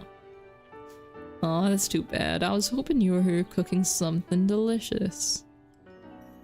You'd usually happily share your food with anyone who's hungry, but the last time you let him get in your head, it cost you a cook-off. You decide it's time to put your cooking above your romantic desires. But that decision gets hard to stick to when oven timer goes off. Oh, what the hell? Sure. Let's tell him about the breakfast dish. Okay, you got me. Doing a little bit more than visualizing. I know. My nose can smell a pot pie from 400 yards. That's an oddly specific distance, but you'd expect nothing less from such an oddly specific man. You knew it was a pot pie just from the smell? Not just a pot pie, but a chicken pot pie with an all-butter crust. My nose is telling me something else. Oh no, is it burning? No, I can smell that it was made with a heaping helping of TLC. It'll probably start burning any second if you don't pull it out. Moment of truth. Wow. It's the best pot pie I've ever tasted. I've always loved country cutting, and I could eat this all day. Something else you could eat all day, honestly, but I'll let you have this one. There's no time left. The final showdown is about to begin. Sprinkles lays down the ground rules. There are no rules. That is, except to cook with everything you've got. Step up with the cook-off of a lifetime. Mac and cheese plus the pot pie are just the dishes that'll push you over the edge. It's incredible battle music as ever. My god. Meanwhile, both Van and Ashley are preparing wildly elaborate dishes per their usual over-the-top selves. Miriam has her giant magnifying glass and several sets of tweezers. He's definitely prepared to go big going small. Colonel Sanders seems to be harnessing his 11 herbs and spices. He's trying to find a way to improve on something perfect. His original recipe, reserved fried chicken. The intensity in the room starts at full 10 out of 10 with a frenzy of action. Everyone's calling out really cool special cooking moves as they prepare their food. Wow, this is getting serious. Colonel Sanders batters his chicken as it levitates through the air. Egg wash? Dog. Miriam furiously injects ingredients into an itty-bitty pot of broth. Best friend, baster, blaster. I read that. I almost read that so wrong, Jesus. Van flexes his pecs as he chops open a sea urchin. Let's rockin' roid. Ashley scoops her pastries off the tray with lightning speed. Shallow personality spatula. Even Clank gets in on it. 5-dial pressure point chicken cooking technique. Wait, when did Clank learn to speak English? It's the singularity, as far as foretold. We mustn't let it happen, or the appliance uprising will take us all. Self-destruct. Van quickly unplugs Clank and rolls him out the back door. As he frantically repairs a dish, you notice Ashley has a spellbook out. Is she gonna use some dark magic to turn the tide? Fight magic with magic? They wouldn't have mentioned the easy and hard way earlier for nothing, so hard way. Who needs magic when you've got passion? I'm gonna do it the hard way. Hey! Colonel Sanders sees you've chosen to win on your own terms, and he gives you a subtle wink from across the room. I believe in you. Miriam notices too. And I've always believed in you, since we were little kids, because I'm your best friend forever. You turn and notice that she's at your station cheering. Miriam! What about your dish? If you're here cheering, who's cooking? Tiny food, short cook time. I'm actually already done, so I thought I'd help you. Oh, that's sweet, but... She tosses a handful of spices directly into your boiling noodles. It's a secret ingredient. However, she... God, oh, I knew it would backfire. Oh my god. I mean, the trade secret was protected, but at what cost? She doesn't know that you lied and the ingredient was made up, and where in the world did she get Eye of Newt from? The boiling pot explodes, sending her flying backwards. The watery noodles begin to swirl in the air, bubbling up into a dark cloud that thickens and congeals right before your very eyes. It is I, Steve, the spork monster. Steve? Wait, what happened to Bocco? You're not here to battle me, are you? We spork monsters are many. I think Bocco had the day off, but you have conjured Steve and I hate to battle. So I'd say you're doing pretty alright. Oh, hey, you're in the middle of a cooking competition. I love this stuff, it's better than TV. Your crazy kids and your culinary skills really impress me. Mind if I hang out? Oh, I'm sorry, Steve, but I'm kind of in the middle of something. Do you mind? Steve the Spork Monster notices you've got the grimoire stashed below your cooking station. Oh, see what you're up to. Crisscross some magical items and accidentally summon me, huh? Yeah, you guessed it, sorta. If you're here, would you mind tossing some fresh noodles in a pot of salted water? Oh, I'd love to. I've always wanted to be a top chef, actually. You know, now it's just a little spork pup back in the old country. You can feel Spork Monster winding up to tell a very long and involved story. You don't know exactly where they came from, but it seems like it was probably lonely there. Actually, you know what? Maybe you should watch from the stands. I really need to focus on this competition. I understand. It's kind of like that time in monster school that I'd fallen asleep during scare tactics class, and when I woke up, I tossed a serious stare at Steve. And he takes the hint. Never mind. I'll tell you later. Good luck!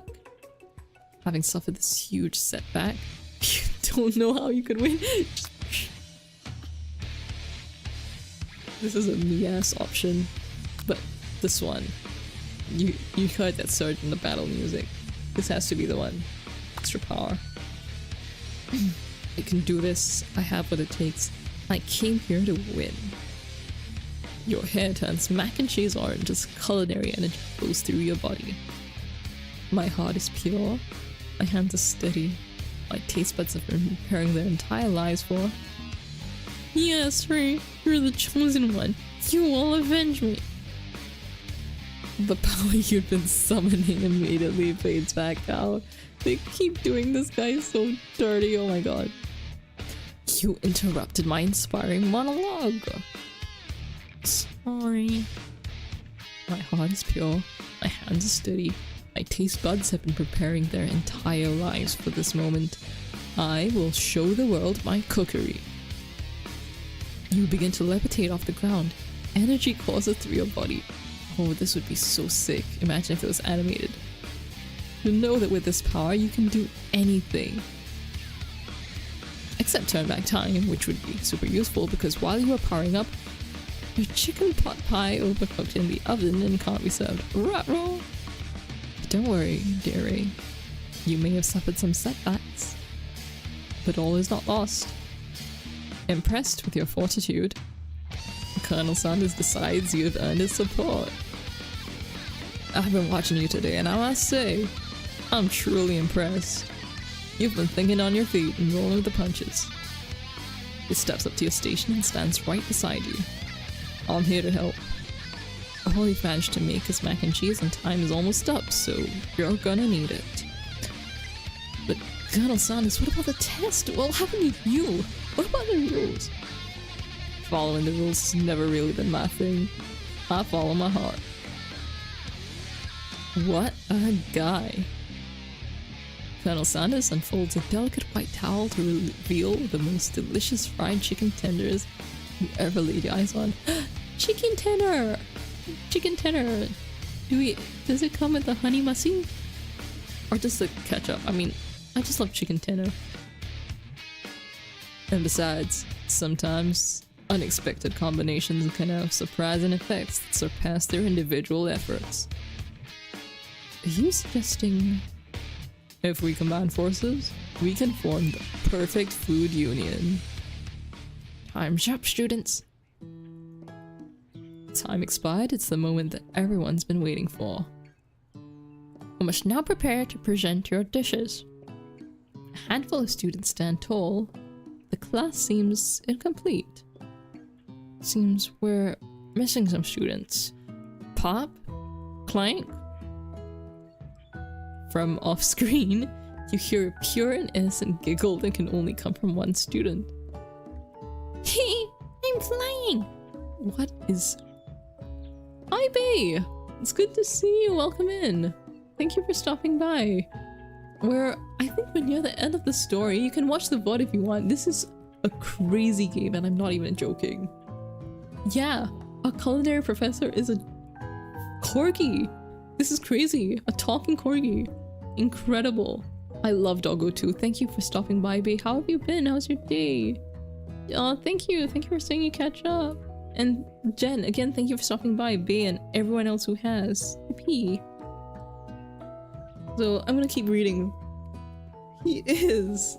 Yeah, because he's just realized students are missing from the finals. From the final cook-off, aka the finals in this uni. So we have lost a kid to some broom closet over there. Miriam, would you mind? Inside? Oh no, poor kid. Inside of the closet you see Pop hanging on a broom hook by the elastic of his underpants. Pop, get down from there right now! Let me guess. Did Van have something to do with this? Huh. When someone asks for a wedgie, who am I to refuse? I thought a wedgie was a salad. It looks like Pop is eliminated. Pop is eliminated from the challenge, seeing how he didn't cook anything. I can't feel my leg. May I be excused? Sure. You kids and your pranks. I must say, it's not the worst prank in UCSAL history, but it's not exactly yearbook material. Wait a second. Pranks, Clank! Where did that pressure cooker roll off to? You wait to hear a signature word beep or other onomatopoeia, but there's none. They unplugged him! Those bitches unplugged him! I'll have to figure that out later. That leaves only 4 remaining students. Please collect your final projects, okay? Yes, it has been a long semester. Wow, 3 whole days long. But after days of hard work, the time has come for me to eat. Miriam, please step forward. Now describe a dish. I've made... Oh my god, that actually looked good again. Tender udon noodles and savory soup. My word, it's so delicate. Is that a teeny tiny... So delicate. Is that a teeny tiny Narutomaki I spy afloat in this itsy bitsy bowl? Yes, chef. Please call me Sprinkles. Chef is my father's name. Yes, Sprinkles. And some green tea made from baby tea leaves that I picked myself. Sprinkles carefully sniffs around the dish before opening his mouth and letting just the tip of his pink dog tongue dip into the bowl. Sublime! Would anyone else like a taste? Oh, come on, I'm not one of those dogs who doesn't floss. I even have a really cute electric toothbrush for dogs. Look at his food. Oh my god. Look at him. Wish, wish. Continue. Fine. I'll enjoy it all by myself. And in a flash, the entire meal has been devoured. Not that it took much. It's less than a thimble's worth of soup. A+. Rarely do I taste a dish with as much love poured into it as yours. Miriam is overjoyed. She gives you a huge hug. Thank you, Ray, for helping me to believe in myself. Van, you're up. Now describe your dish. I made... Oh shit. Shit, that actually looks good. I know he's an antagonist here, but my god. I am very weak for uni. Uni of a smooth egg custard and an axe-hewn urchin shell topped with caviar. That's actually gotta be good. Did you skewer one type of urchin with spines from a second different colored urchin? Oh shit, has he? Yes, Sprinkles. Bit much, don't you think? That's exactly why I did it. Bit much is kinda my brand. Doesn't it look cool? He leans in a sniff, but can't get his nose close on account of all the spikes. He begins to pour at it erratically, causing the custard to slosh around. Please be gentle with my cuisine. He can't get all the needles. Oh no! Ouch! My tongue. Allergic reaction. Oh shit! You poisoned the professor. F. Get out. Bye bye. I can't eat this. It keeps poking my tongue. Disqualified. Stunning turn of events. Who would have thought serving food in a bowl made of needles can make it difficult to eat? Dejected, Van does not go gentle into that night. Disqualified? For glamour. Don't discount simplicity. This isn't the last you've heard of me. Before forcing us to endure his swollen tongue for another moment, Sprinkles graciously laps up a bowl of milk. I know, yeah, I'm a dog and I drink milk. Get over it. Sometimes it helps calm my agitated tongue. Next student. Ashley, it's time to step up. Now describe your dish. I made orange blossom Turkish delight in a light rosewater syrup, topped with French meringue and connected by sugar glass. This pretentious fuck. Turkish delight, firstly, is like, it tastes okay texture, but a little overrated. It is not baklava, which is my actual favorite.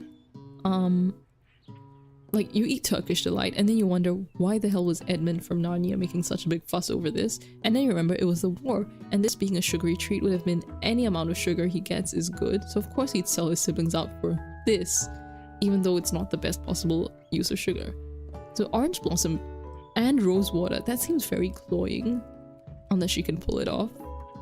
French meringue, like, is it a baked meringue? I don't know. It would be nice if it were baked and it would be like solid and it would contrast the texture of the gooey Turkish delight. The sugar glass is way over the top. Can you tell I'm very passionate about baking, and that's like the only thing I'm capable of doing right in the kitchen? Anyway, she's been horrible this entire story. I hope she loses.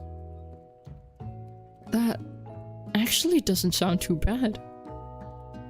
Indeed, it's quite delightful.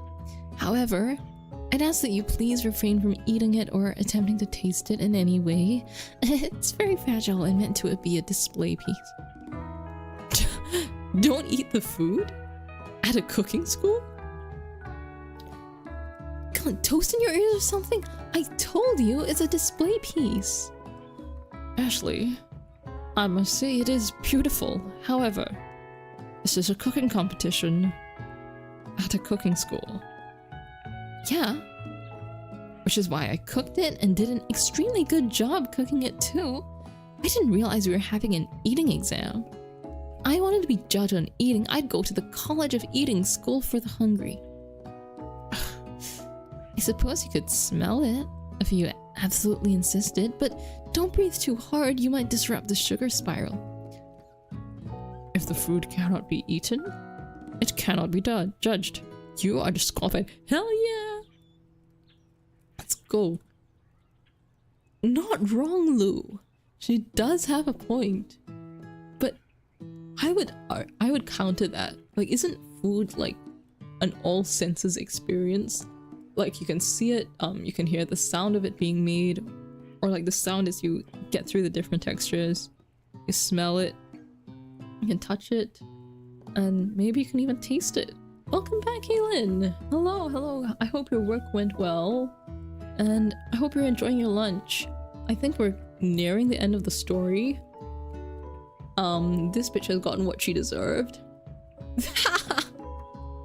Yes, so true, Aelin. That is exactly what I think about when I eat.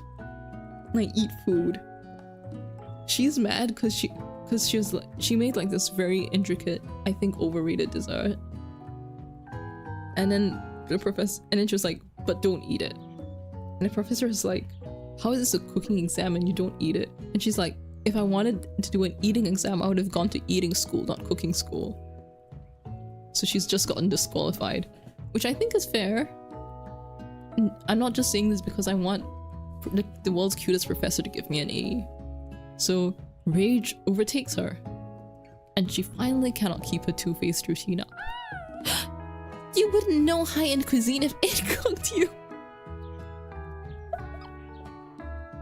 Who let her? Oh my god, who is writing these? It's peak. And with that, Ashley storms off to rededicate herself to being the best, but this time without being shackled by trying to be fake nice and liked by everyone. Welcome back, mean girls. This isn't the last you've heard of me, either. If this class gets much smaller, I'll be teaching myself. You and Colonel Sanders, the final cooks, step up together. I'm still so struck by like his cheekbone and jaw. Like, ignoring the fact that he's apparently supposed to be a really old man. Damn. Damn. Unlike his hair. His hair and his face so good is making me forget he has a mustache and a goatee. Crazy. Sprinkles. 2 chefs?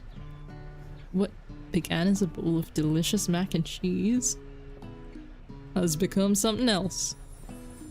He examines it closely, sniffing and eyeing the bowl. Oh, I don't have a good feeling about this. I mean, it looks pretty good, honestly. I could go for some mac and cheese with some chicken tender. Let's see. Somewhere in the room, a literal drum roll plays. Just when I thought I've seen everything in this kitchen, you give me this thing.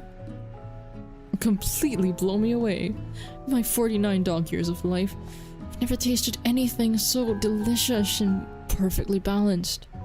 So delicious, in fact, that everyone passes the class. You pass, and you pass, and you get a pass. We are so back, let's go. Everyone gathers around and partakes of the mac and cheese bowl. We all seem to transcend this reality into another dimension. You win! Together, you and Colonel Sanders have made a new menu item. The new menu item is so impressive, even Van and Ashley are drawn back in by its magnetic fragrance. When they gaze upon your mac and cheese bowl, they admit that you are indeed an excellent chef. Sprinkles declares that you have passed. Everyone has passed. There were supposed to be more battles, but come on, how could they be better than this one? Now that the school year is complete and everyone has graduated, the students return for one last assignment to get their groove on. The cafeteria has been completely redecorated in order to serve as the site of the grad dance. Compared to the massive high-tech cooking arena, the humble decor seems downright cute and cozy. DJ Dog, let's go! You knew Sprinkles was a master chef, but also a world-renowned turntablist? Who says you can't teach an old dog new tricks? Oh, sheesh, let's go! I love the outfits. I may or may not be distracted by Ashley once again. Hi, Yuffie! Hello, thank you for stopping by. You're gonna have one hell of a VOD after this, Yuffie. This is actually... like, insane doesn't even cut it. This is such a crazy, wild game. Hope you're doing well. Thank you for taking time out of your day to spend time here. Yippee!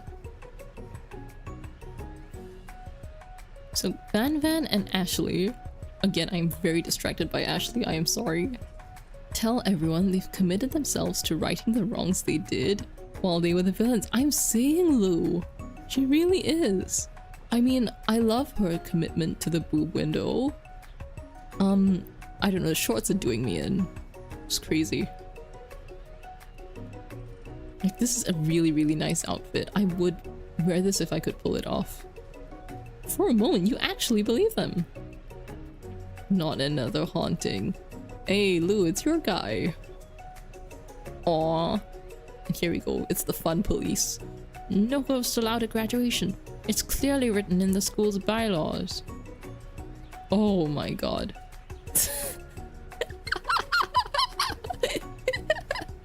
He's so silly. Oh my god, this dork-ass loser. I love him. I was never actually a ghost. It was all a trick to get you to finally notice me. Oh. Amusing.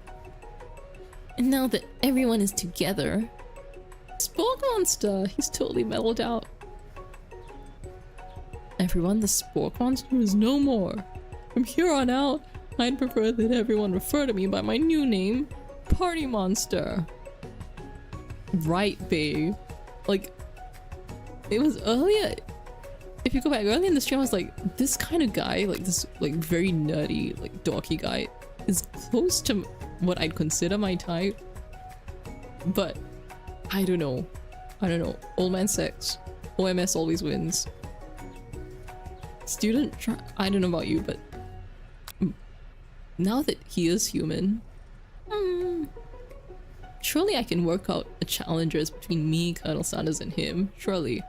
Surely.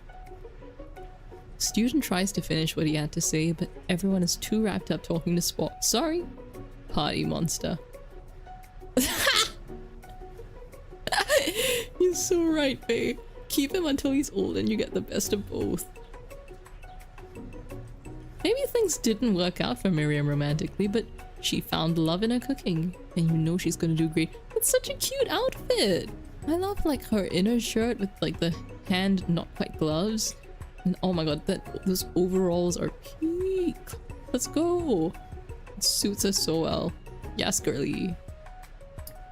A red carpet rolls out across the floor. It's like a Hollywood movie. Who could command such an entrance? Oh boy, here we go. Oh. It's Pop. He arrived late to the dance, but apparently for good reason. Walking atop the carpet, atop his dirty chef's hat. A crown? Welcome back, Pop. I know you weren't able to complete the final exam and accept your diploma, so we had it mailed directly to your father. Oh, there we go. He's a Nepo baby. We figured it was the least we could do for the Scrolls Dean. Now I get it. Like, what level of nepotism is this? Jesus. Oh my god. And we get a new wing on the school. Not to mention the honor of educating the son of the Chancellor of such and such. Clank. Oh, Slade, this man's here. Now that I have graduated, I can reveal my truth. He's still doing the talking thing. I am Clank, and I am not of this earth. I am actually from a faraway planet in another dimension. What? I actually feel like I knew it this whole time. Now that I have learned the ways of your kind, I must return. Miriam, will you come with me? I don't know what to say. Besides, no, obviously. I've just begun to learn who I really am. This isn't the time for me to devote my life to figuring out who you are, Clank. Yes! Yes! Speak your truth, queen. Exactly. You're blown away by Miriam's maturity.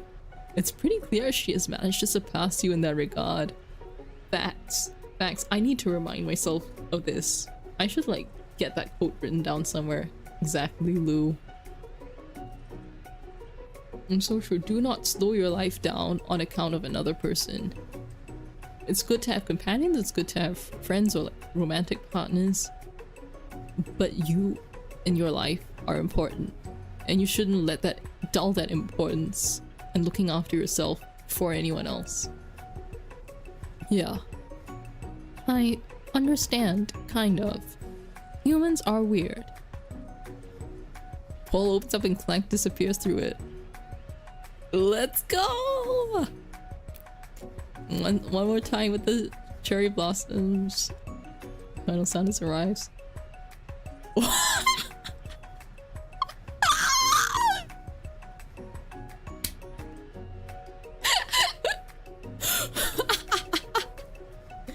Oh my god, this is crazy. This... I don't know if I'd wear that to a dance. Bro looks like... I don't know if anyone will agree with me on this. He looks like a doctor now, more than anything. Like, I mean, if it was like really, like doctor slacks or scrubs, it would be a matching color on top and bottom. Why is bro medical maxing at the dance? This is crazy. What the hell? I will say the shirt fits him really, really well. Doesn't even need to be like tailored or super form-fitting. He looks good. I'm not gonna lie, he looks good. Howdy, classmates.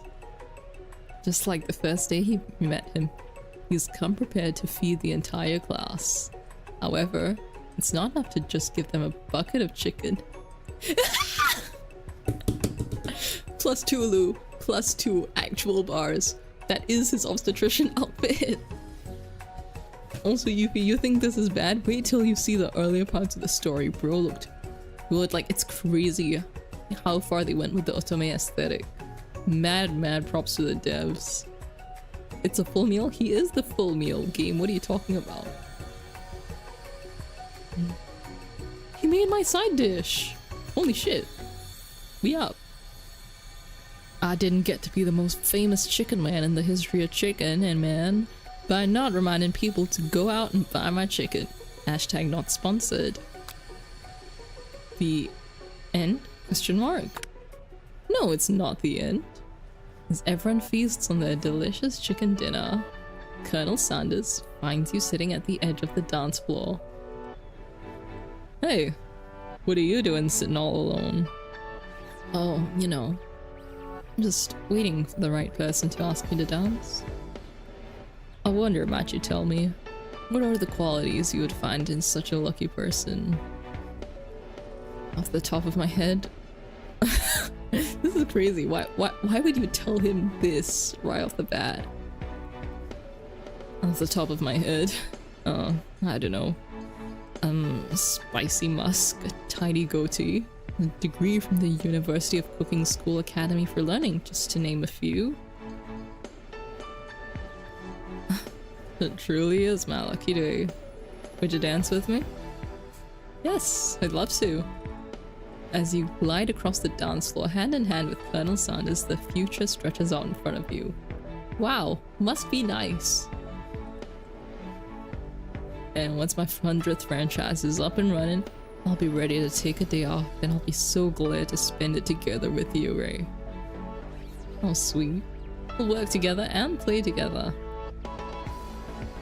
Colonel Sanders stops dead in his tracks. Work together. What? What does he mean? Work together? Well, I think this is something I'll just need to do by myself. But who will help you run your restaurants? I don't believe I need help. Besides, based on your time at school here, do you really think running restaurants is the best path forward? Could it be? You found a love connection, but failed to earn Colonel Sanders' respect as a chef. I don't know, Lou! He's breaking a partnership. Can I dump him? Can I dump him now? What the hell is this?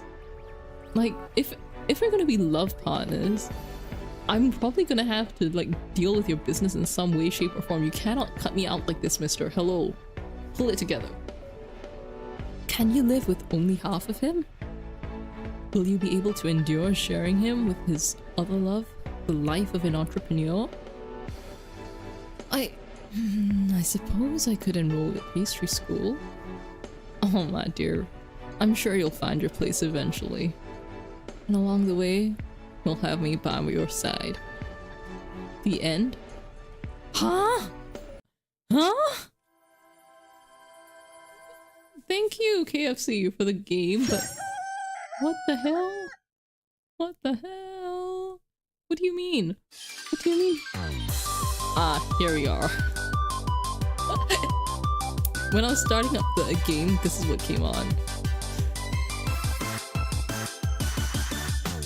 Actual peak, guys. Are you seeing this? This is Kino.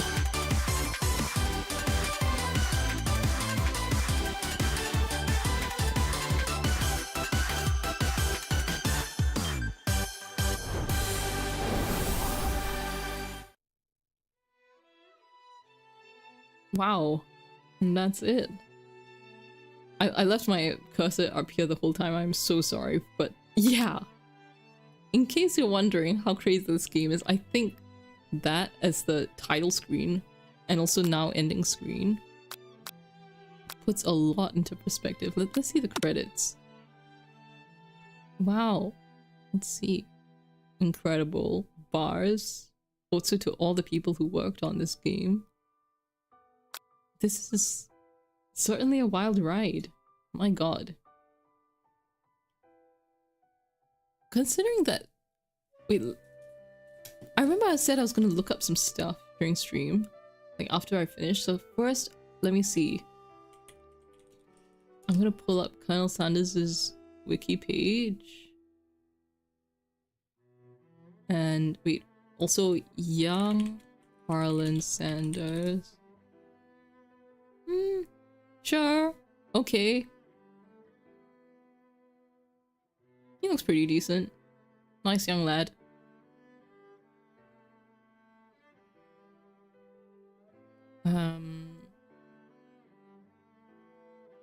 Okay, swag, okay.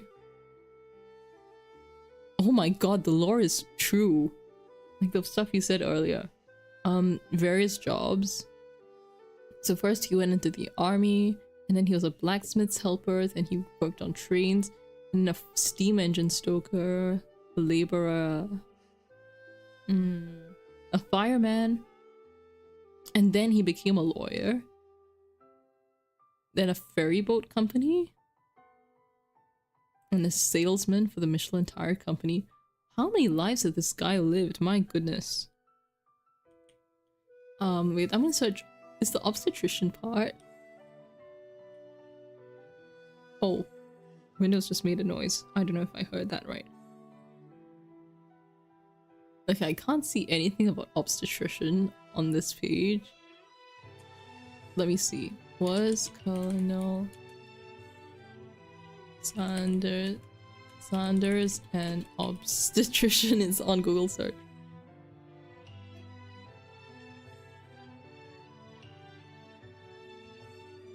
Okay,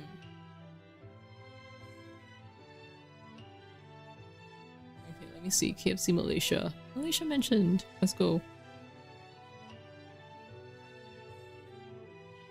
Okay, KFC website does say obstetrician. Interesting. Amateur obstetrician. I see. Wow. And he's an honorary colonel because his chicken is just that goated. Wow.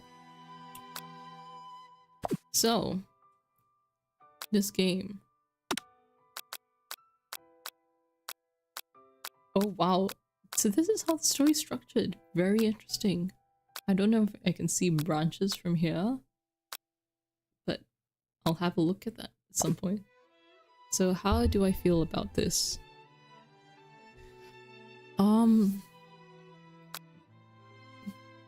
This is one of the games ever. That's the best way I can put it, honestly. It's it's like several games rolled into one, if that makes sense. Which is completely crazy how much effort was put into it. And like not just in terms of every story structure or having such different archetypes and characters, and of course the dog. Oh my god, corgi. I'm gonna check that. Did he own a corgi?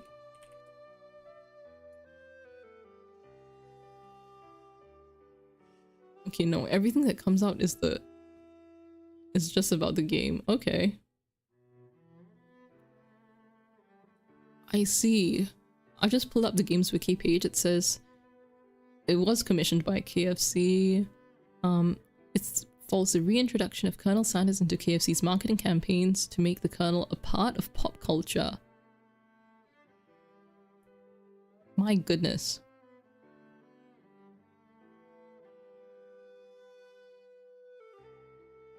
Okay. Some of the reviewers aren't as big of fans of it, but I don't know, I think I quite like it actually. Look, I'm not just saying this because... Okay, mustache and goatee aside, if I just cover the lower half of his face, even though he does pull it off, the top half does look a lot like the type I tend to go for in otome games, and also like non-otome games. Like, okay, you can call me out on this, you can tell me I'm wrong. There's something a little bit Ayato-ish about his face, not gonna lie. Or more so his hair, because such is my type. Anyway, yes. Yes, maybe you have to suspend your disbelief a bit with this one, where you have to, that's it. We've got to be like, oh yeah, so like a 3-day cooking school semester makes sense. What else? I'm just switching to lo-fi over here. 3-day semester makes sense. Talking dog makes sense. Actual insane deranged classmates makes sense. And you just got to roll with it. It's like, hello, you're romancing the hottest, youngest old man, and somehow it's just really fun. Yes, this was a ploy to show off different KFC menu items. Not all of them I'd say I'm familiar with though. Like, I guess local menus are different. KFC mac and cheese. Oh! Well, that's crazy. It just got added to the menu where I am, like permanently. That's why I didn't recognize it before. It's not during the time I've gone back to KFC. And what's the other one that threw me a little? Actually, none of them. I think the rest were pretty close to what I remember from KFC from when my grandpa used to get us that stuff. So yeah, I mean, if you look at it for what it is, which is in that sense a KFC thing, like marketing thing, it does its job really well, and like that aim of wanting Colonel Sanders to be more relevant and more modern. You've slotted him into one of the more modern genres of game. And I think they've done it really well, honestly. It would have been nice to have seen the story branches within that final screen and not just like part 1 through 10. And because I wanted to see where different choices would have led, because I'm not sure how many endings there are. So I've gotten the good ending here on stream.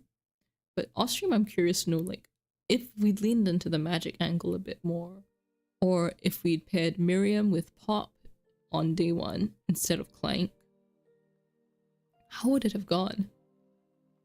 And also, maybe this is my own, like, just general weird headcanon. Are Pop and the student somehow related? Because, I mean, they do look pretty similar. I mean, we've established Pop is a Nepo baby by the end of this. Like, the Nepo baby ever. We're not even gonna sugarcoat it, lad. I wonder if we lean heavier into the magic stuff, we would find, is there a connection between those two? Because I'm not sure why they look so similar otherwise. Yeah. But considering the main focus of this is supposed to be Colonel Sanders, I think it really did its job, all things considered. And so that was a pretty fun, pretty silly playthrough, and I'm really happy I did it. It's one more game crossed off of my never-ending Steam list. And so I'm very grateful that I was able to play this and hang out with you guys and spend time together. It was really fun. Thank you all for being here. Yeah! Thank you, Lou, and thank you to everyone in chat who stopped by, whether now or in the future or even as VOD gang. Yeah, I'm super happy that I got to be able to stream this today. Tomorrow, let me pull up my Twitter, hashtag not sponsored. Otsu, Ostu, so true, yes. Thank you for lurking or talking in chat or everything. Let me see, my schedule, I said 10:30 p.m. JST Untitled Goose Game. I might push it back to like 11 or 11:30 p.m. JST. Because here's the thing, right? I don't think I said it at the start. It's okay, typos are cute. I'm not sure if I said it explicitly at the start, but Thursday I'm gonna be playing D&D for the first time IRL. And I'm super excited and looking forward to that. So tomorrow, I will be calling tomorrow night. Like, it'll be nighttime for me, but considering most, if not everyone here is on the other side of the world, it would be daytime. So tomorrow night I'm gonna call my DM to like figure out logistics and ask all the questions I need to ask. I'm very excited to play D&D. I can't wait. And that's also why I'm not streaming on Thursday. So yeah, I will be pushing back the start time for Untitled Goose Game to see so I can call my DM and like check with her everything I need to check. So yeah, I'll be silly goose maxing. So that's Tuesday. Technically it is Tuesday where I am. It's just past midnight. But yeah, Untitled Goose Game. I mean, I've watched playthroughs, but I know it's a very silly game and I would love to like play it and experience it with you guys, and it'll just be silly and have a lovely old time together. Yeah. I don't remember much of the story, so I'm excited to rediscover that along the way. So it's gonna be really fun. Yeah. Yippee! So Tuesday is Untitled Goose Game. Wednesday is unpacking. Thursday to Saturday I'm offline. Sunday stream. I put it on my Twitter, which should be in the description of the stream. Hashtag not sponsored, hashtag not an ad. I said Greece? Because it looked really interesting and thought-provoking, and I figured it'd give me stuff to talk about, but owing to some schedule conflicts, I'm not sure if I'd be able to do Greece on Sunday. So I'll keep you guys posted on Twitter or elsewhere closer to the day and let you know if I'll still play Greece on Sunday or I'll switch to like a working stream, or even better, I just realized I have my journal now. So while I was doing my big post-grad grind lock-in / soul search offline before this, I went and got myself a lovely little journal, a bit overpriced, but I think it's a worthy future investment. I think if I don't do Greece, let's see if I can do a hand cam, yeah? We'll do a hand cam, I'll set stuff up, and we'll journal, and we'll yap together, and it'll be a very fun time. So yeah. Yeah. I'm very excited and to be able to just do these streams. Hand cam, yeah. I originally thought I would do it at like 50 followers originally, but holy shit, I just jumped from 20 something to 31. Thank you for 31 followers, guys. Yeah, it's peak. Yeah. Hopefully we'll get to 50 sooner rather than later. Whether it's somewhere in the future or this week or whatever it is. But this is so lovely to be able to game and yap and do stuff that makes me feel like I'm doing stuff this summer. Do stuff that makes me feel like I'm doing stuff. I am so good at my first language, you guys. Yeah, get the point. So tomorrow again will be Untitled Goose Game. I'll start probably at 11 or 11:30 p.m. GST. I'll let you guys know. And yeah, other than that, I think I might call it a night there. Thank you once again, everybody, for stopping by and having a lovely time watching me get slowly more unhinged at the sight of a yummy old man. I don't know